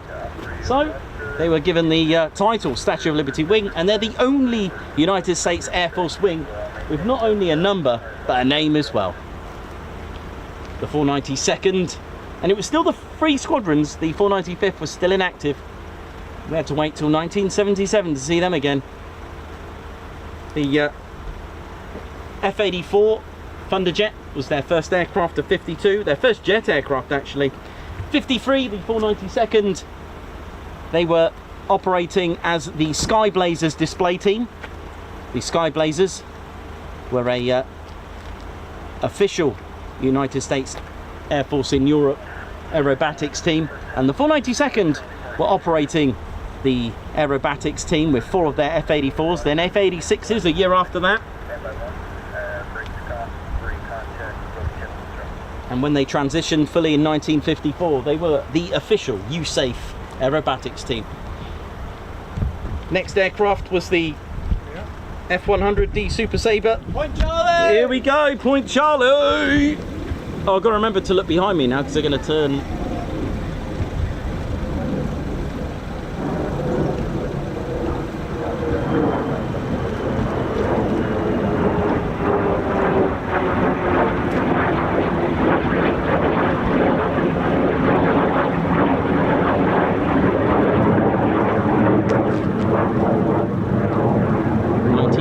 The 48th moved here as the tactical fighter wing, the same year as the Beatles were formed, 1960. So they operated the F-100 with 3 of their squadrons until 1972, when it was time for the F-4 ex-Vietnam F-4 Phantoms.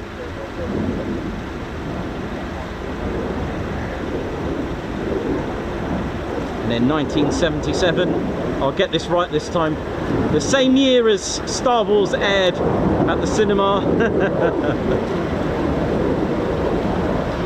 We welcome back finally the 495th after 33 years or so, and a new aircraft, the F-111 Aardvark.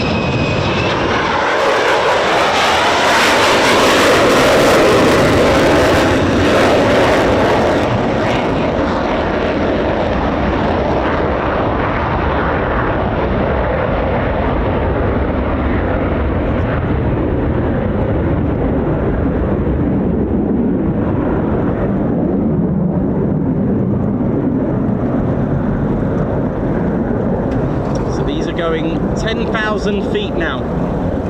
So they're going into an area called High Key, which is 10,000 feet. And you know what that means? It's PFO time. Precautionary flame out.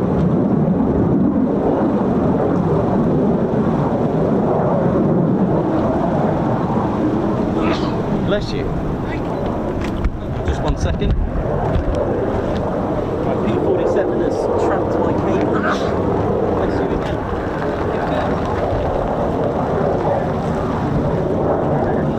Right. As soon as they go over the top of me, I'll when they're at my 12 o'clock high, I'll get a shot of it. Now what they're doing, because they're a single engine, well, aircraft's enemy is gravity after all. And if you've only got one engine and something happens to it, well, gravity is probably going to win. So you're going to have to turn your aircraft into something special. So, a PFO, what is that? What is a flame out? A flame out is not a stall. A stall is a big misconception to what a flame out is. The engines are still running, it's just not combusting fuel, hence flame out. A bit like your pilot light in a boiler for your heating systems and that kind of thing. It's still working, but it's not heating up, it's not combusting. So what you're going to have to do is, well, you might think, well, just inject more fuel. You're going to flood it with fuel. It's not burning. The compressors are still trying to spin round, but it's just not combusting fuel. It's still spinning, nothing going on. So you're going to have to turn your aircraft into a glider. It is a bit like bump starting a car, although disclaimer, please don't take your vehicle 10,000 feet and drop it. Just thought I'd cover my back there in case we get an incident where someone's taken their Mazda MX-5, because it's convertible, why not? Doesn't work.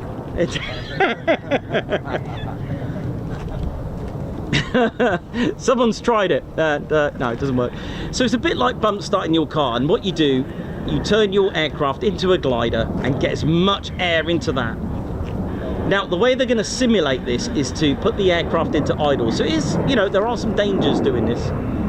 10,000 feet and dropping it.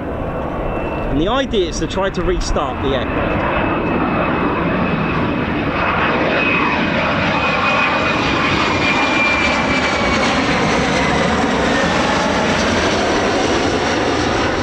There you go. Now you're going to hear the engine. Oh, there you go. Bang.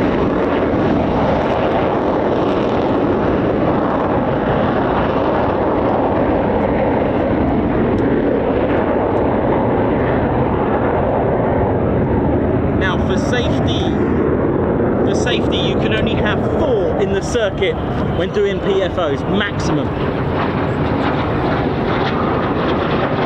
They also have their own dedicated airspace to train this.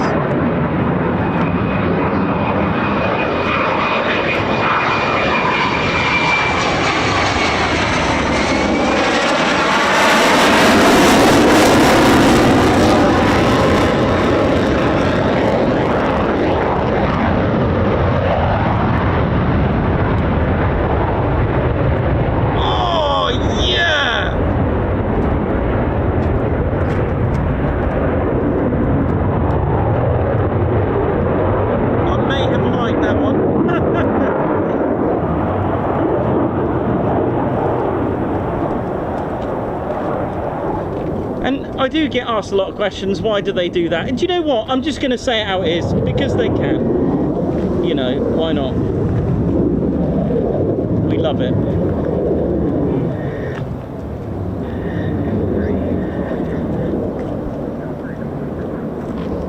So, I think the, you know what? I think the lightning strikes have probably done us a, well, not, well, I think they've kind of forced them to come back a bit earlier than planned maybe, so as far as waiting is concerned, they probably helped the wait for us anyway.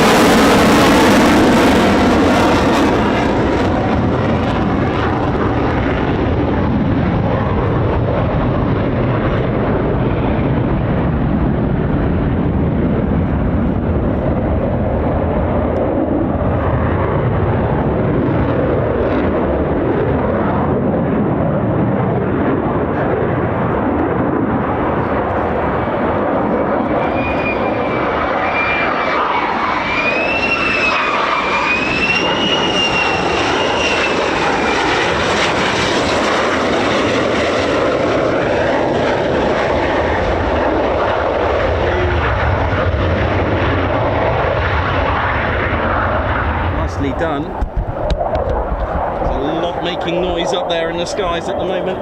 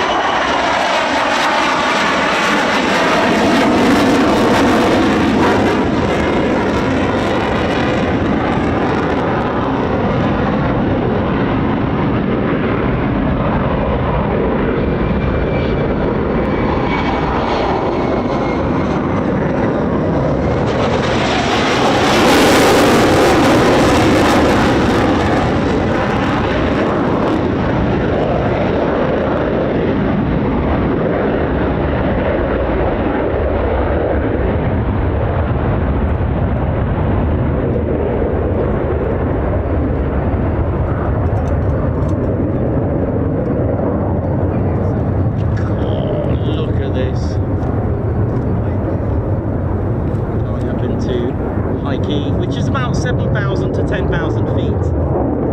Beautiful.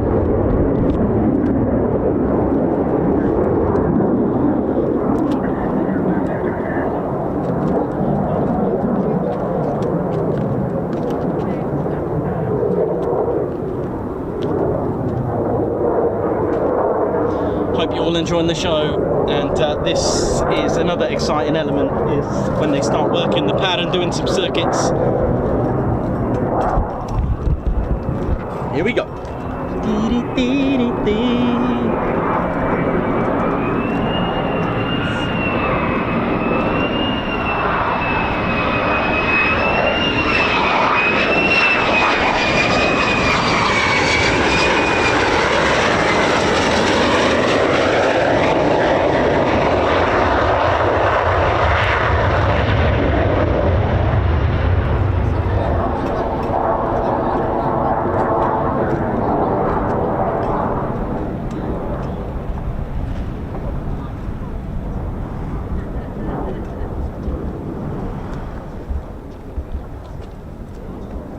I'm just trying to locate it in that.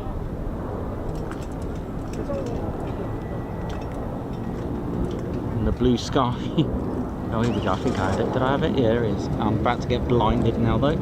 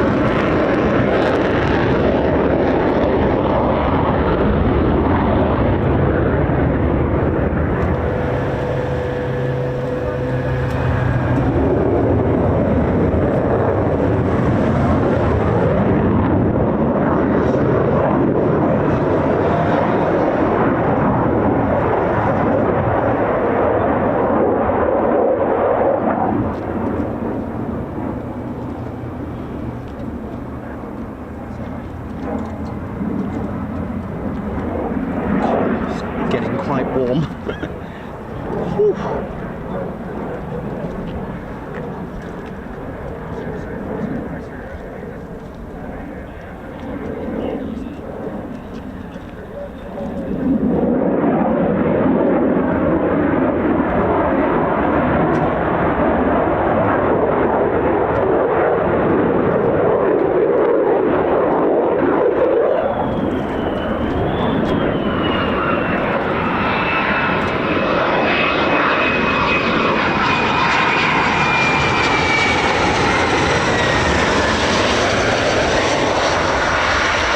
Nicely done.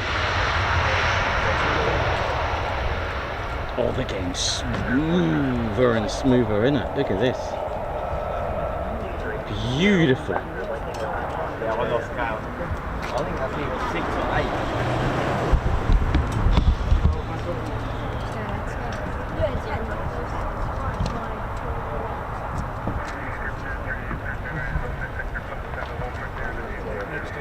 I wish there was F-15.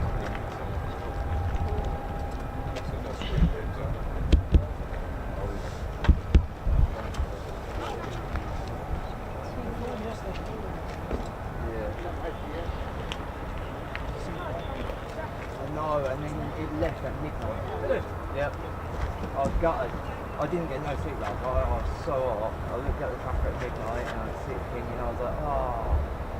First time I was going to get a CSC 5 parked up and I left at midnight. No.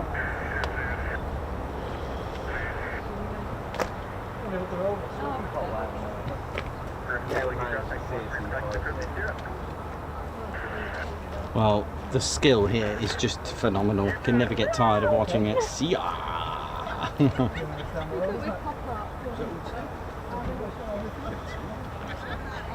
think that's 6 or 8. Yeah, because we saw 2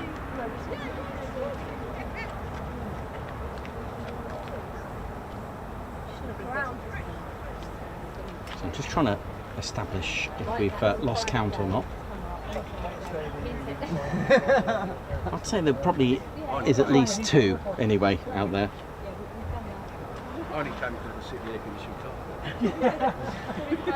Good excuse.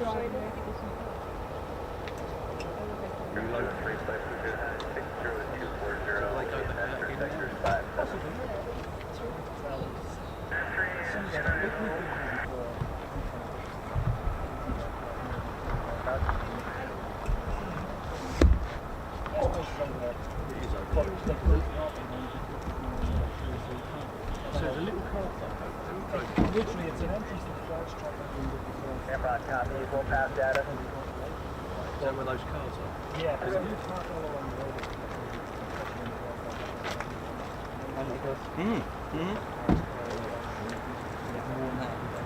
That's what it was.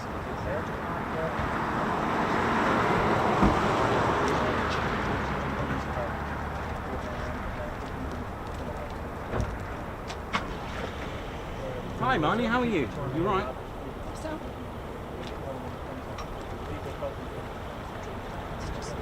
No, yeah, I'm fine. I've got tons to do. Should be finishing in about another 2 days.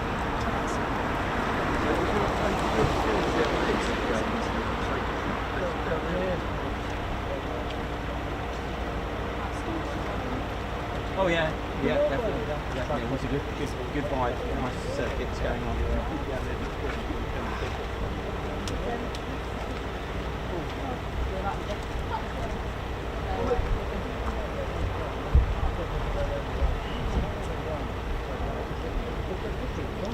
How we're doing, ladies, gents, teddy bears? Hope we're all good and well.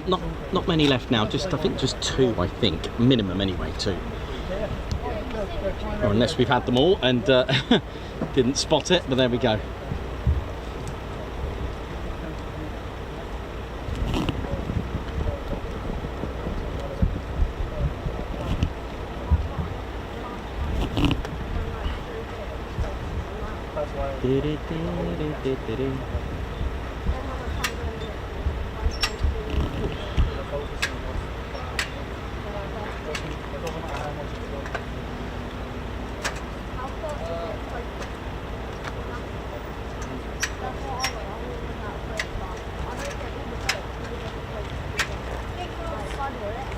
Hello. Oh, okay, cool. Thank you.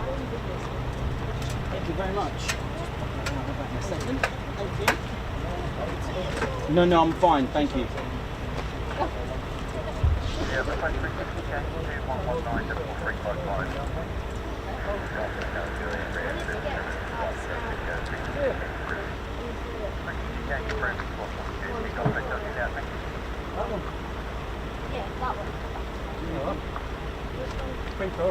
Yeah, it's starting to get a little bit unbearable now. It's really dense air now, so I'll see how long they're going to be. If not, we'll probably finish up around we'll make that decision around 10.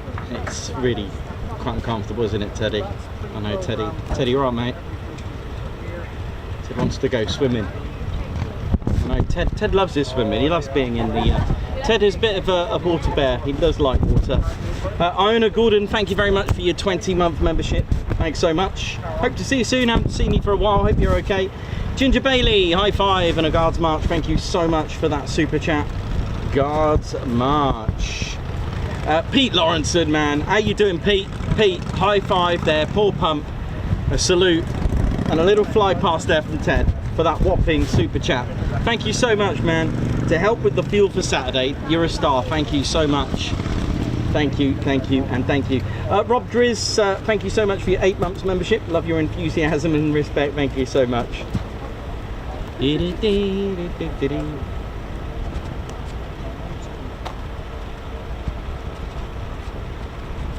EP65, thank you very much for that. Yeah, definitely. I'll wait till 10 and just see how it goes. I'll tell you what, now that the sun's gone in a little bit, it's okay, but now... So Teddy, you all right there, mate? No, Ted's struggling with this heat. But he's all right. He's got his winter, his summer fur on, I think.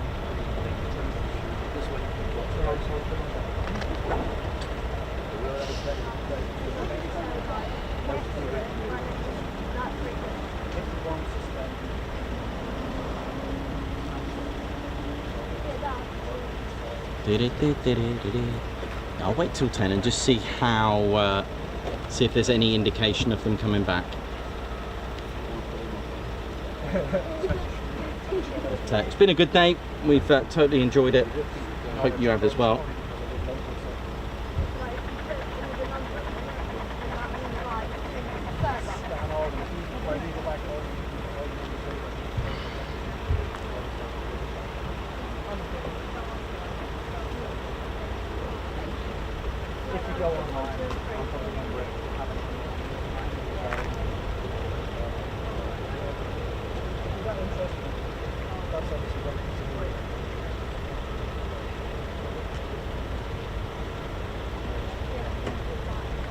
And if you are, just before we finish up for the day, don't forget to show your support by giving us a thumbs up. Do hit the like button. And of course, if you're new to this and love military aviation, this is what we do. We've got one more show to finish up the week, actually. We are at Cleethorpes tomorrow for Armed Forces Day, which is an honour to be part of it and to be able to broadcast that for you.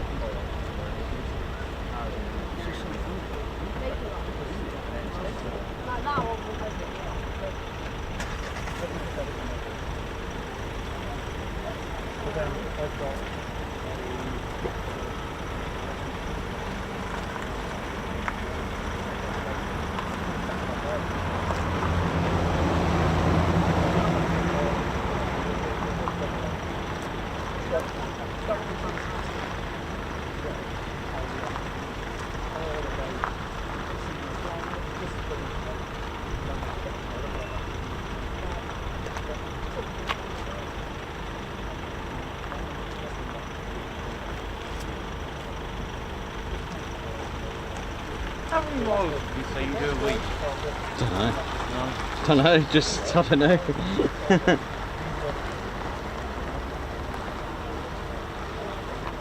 Yeah, not sure.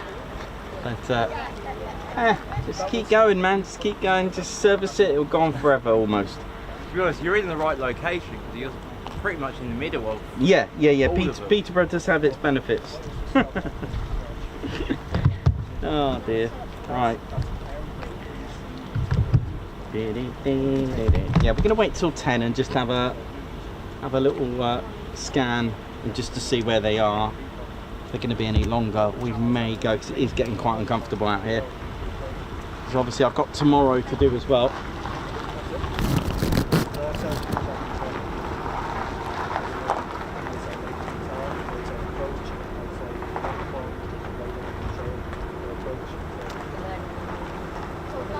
How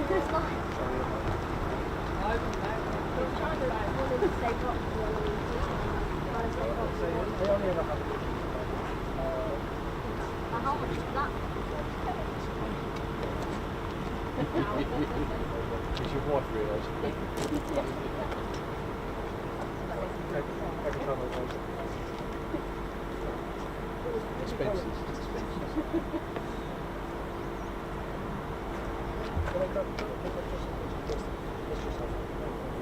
Dash is more. Is that more? Not smaller. Why can you do much more than a sports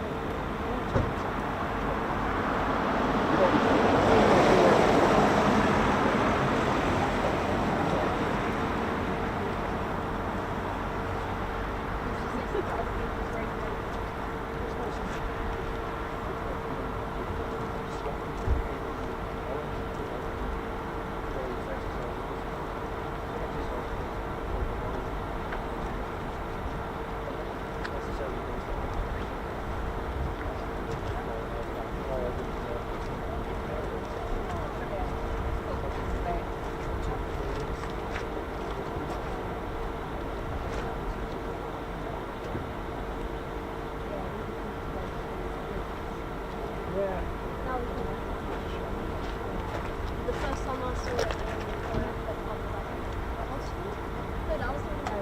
in Morrison's, look up to F-35. 64, I think, what they still.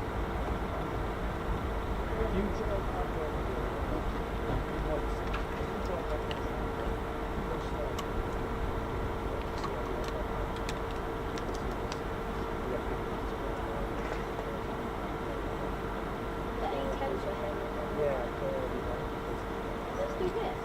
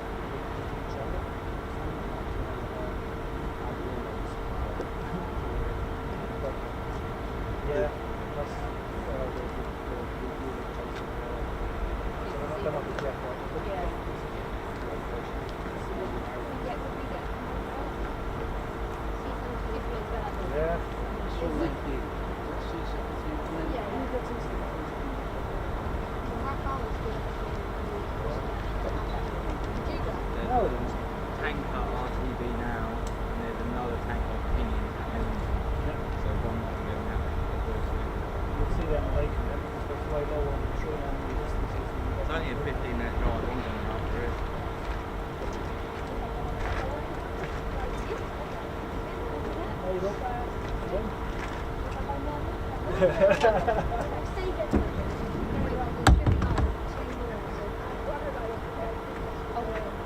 The tank RTV is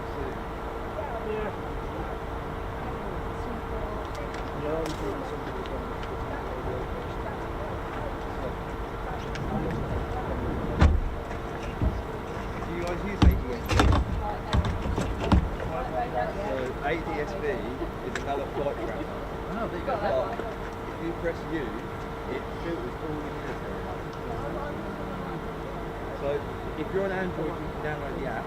It's just ADSB Exchange. Or if you're on Apple, you have to go on Okay, cool. ADSB. Oh, do they? I'm not an Apple, so I know it didn't have it.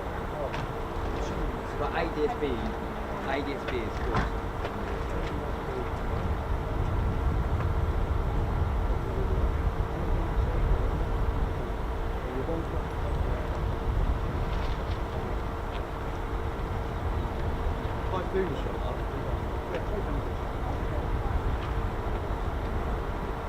The F-15 randomly do.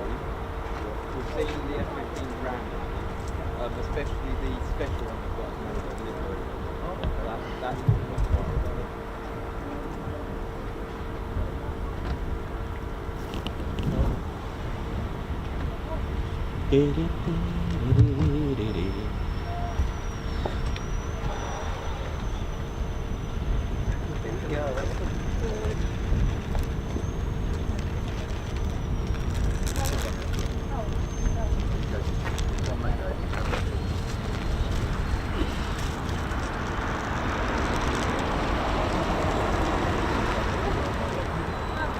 Well, that's one way of cooling down Bed Ted.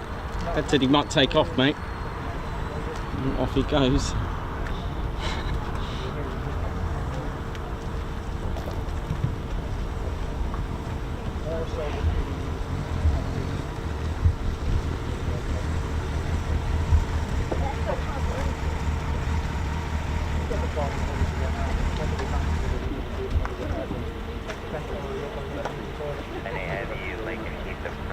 Roger, under traffic service, clear question. Wanted to go Europe way, and you just heard the pilots go, well, Swanwick are okay, it's a matter of arguing with the French.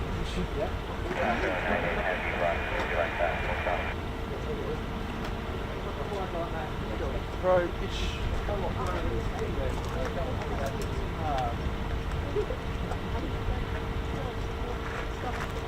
United Heavy, turn left heading 190.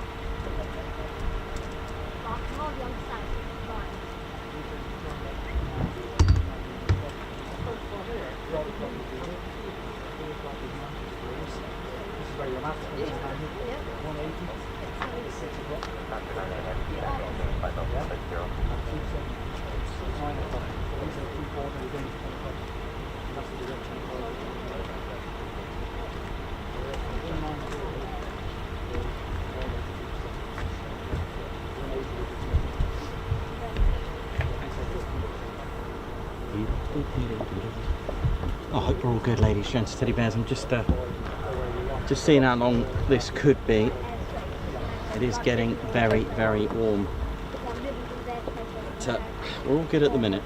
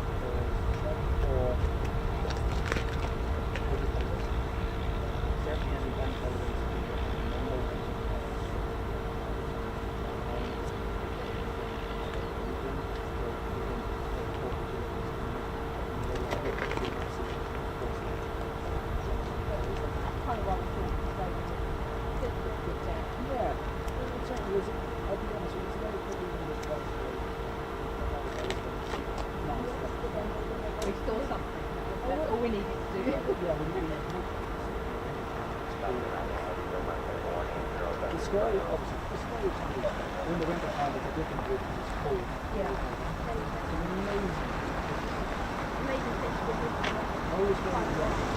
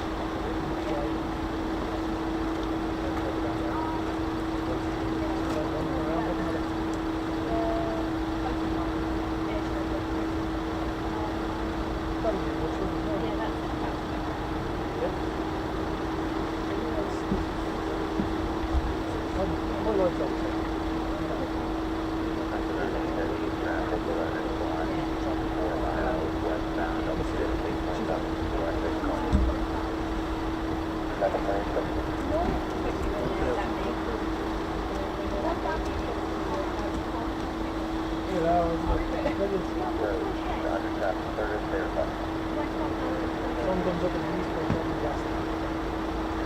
Take it up the runway west. If you ever hear of it, One flight, flight heading 260, spending flight level 6 officer. direct approach.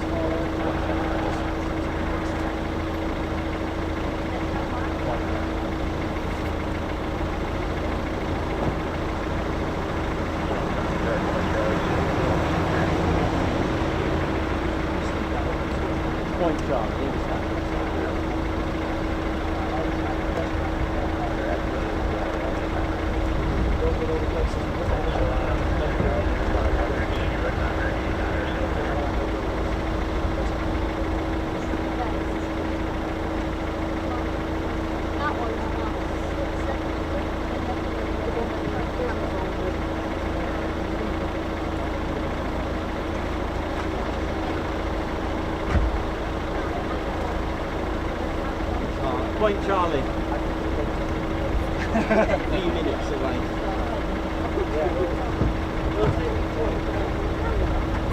2 or 4. I don't know. That's what no I got. idea. 2 or 4. I'm not sure. Don't those count?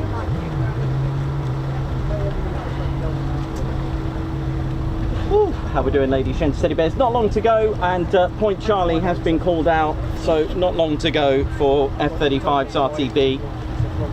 I might make this our last ones back. Hopefully we'll get some low approaches or something, eh?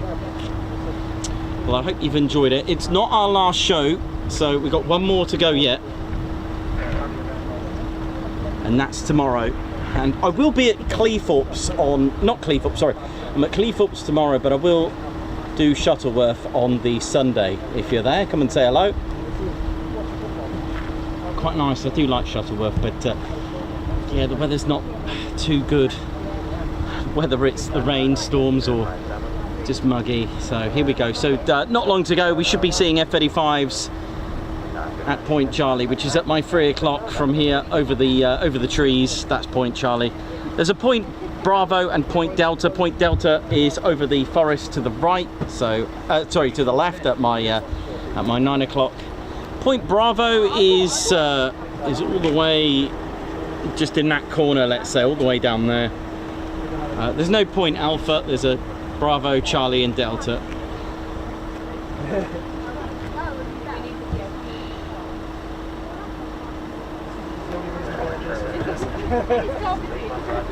It doesn't come garbage.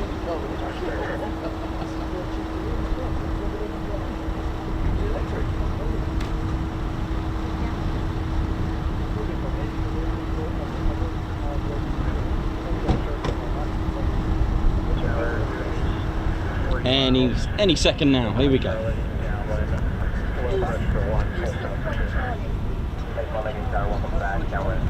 So it's a flight of 2, 1 land, 1 low approach. Here we go.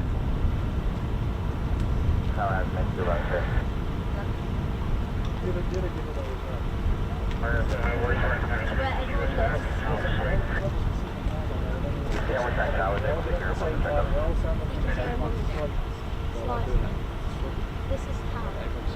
Quick. If someone goes, oh look, everyone go get it.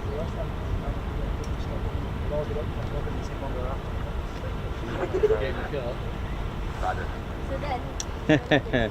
Jan Clark, thanks very much in regards to Spartan, who's been tuned in. There. So is that having to go, oh look, there's a plane up there.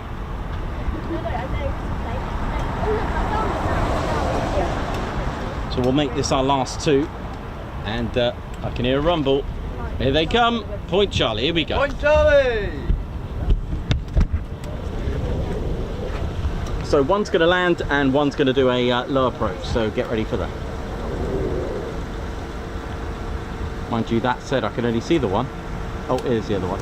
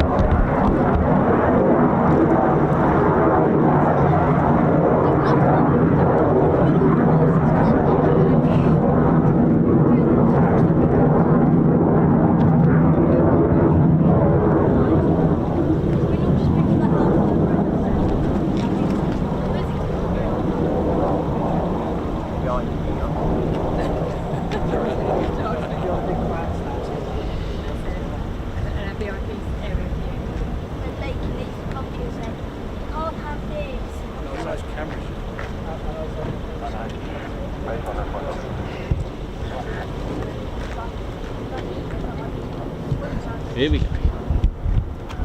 So, up into high key, 10,000 feet or so. Where are you? Somewhere above me. Oh my gosh.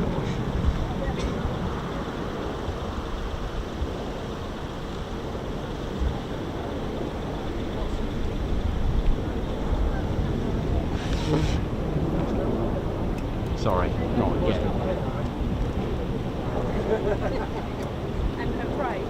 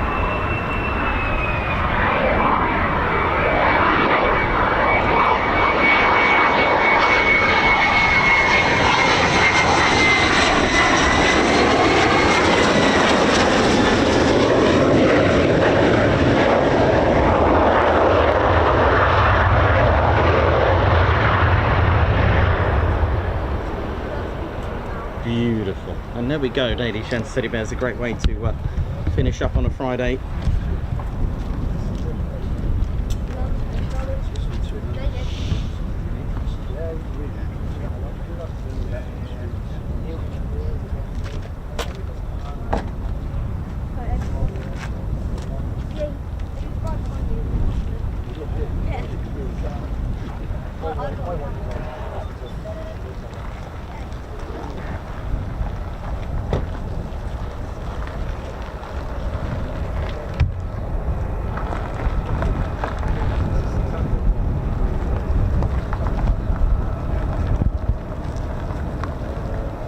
Tim Gooch, high five and a guards march. Thank you so much for gifting a Ted Coningsby membership. Thank you.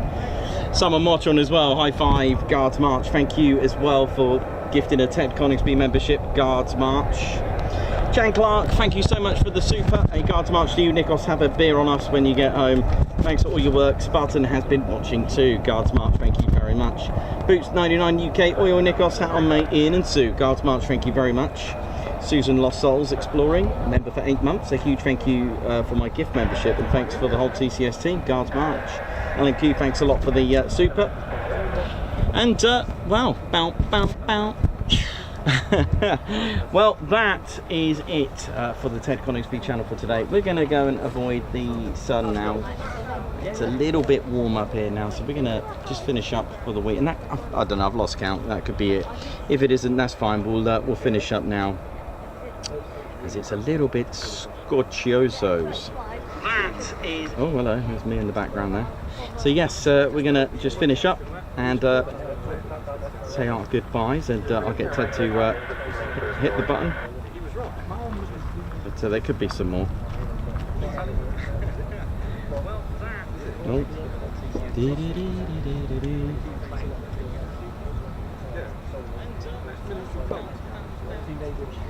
So yeah, we'll call it a day. There could be two more, but we're gonna finish up now. It's a little bit too warm at the moment for us to stay out and about. So playing it safe, Ted and I are done. And don't forget, you can get hold of Ted Coningsby merchandise, official Ted Coningsby merchandise. There's our Fleet baseball hat, the snapback as well, with Ted Coningsby written on the back as well. Available, tedconingsby.co.uk, along with t-shirts as well. Got our t-shirt here. Don't forget to get yourself some patches, t-shirts, all official Ted Coningsby merchandise. There's our Foon one. Oh yeah, ladies, gents, teddy bears. So as we do, well, we'll catch you tomorrow at Cleethorpes. So we're going to cover that tomorrow for Armed Forces Day, a special day. So first of all, 48 Fighter Wing, thank you very much for what you do. And of course, all our members as well, thank you so much from all of us at the Ted Coningsby channel. Thanks for supporting the channel. So that's it for today then, Ted. But don't forget, it's not the last time for the week. Ted and I are done just for today. We've got tomorrow to do as well. So my name's Nick Oss, I've been your cameraman and commentator. This is Squadron Leader Ted Coningsby, and you've been watching the Ted Coningsby channel live here at RAF Lakenheath. So for the last time, just for today, see you soon. Wish you well. See ya. Hit the button, Ted, hit the button.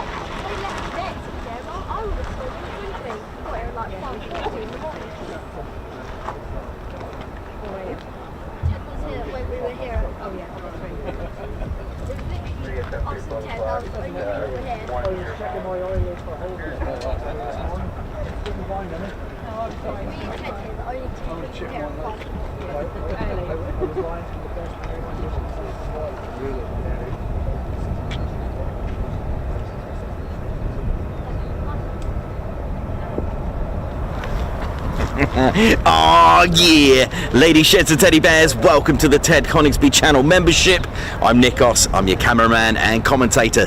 This is our squadron leader, Ted Coningsby. Just want to say a massive thank you to all our members. Guns up, and oh yeah. Take it away, Ted. Ladies, sheds and teddy bears, we want to say a massive thank you to all of our subscribers for getting us to where we are today. We have gone all over the country, from as far as Lossiemouth to Bryce Norton, and military areas such as air weapons ranges, low flying areas, heritage centres and special flights for TED 2. We cannot do this without your support, and your support will be rewarded. You can now join the Ted Coningsby Squadron and help fund the channel to get us around the country and provide us with the funds for equipment to bring you better content too. We have 3 levels of membership to suit everyone. With your membership, you'll get access to members only videos, photos, posts, unlock special Ted Coningsby YouTube emojis and loyalty badges, as well as being able to access our exclusive members only Discord server. All membership levels reward you with discounts to our online store. Our top level Fighter Squadron was inspired by many of our fans who supported the channel massively. This is more of a personal experience with me and Ted, giving you exclusive live streams and content from behind the scenes photos, special info and updates, as well as a free Ted Coningsby Fighter Squadron patch for joining. Whichever membership level suits you, we want to say a massive thank you for choosing to join the Ted Coningsby Squadron. Ah, yeah.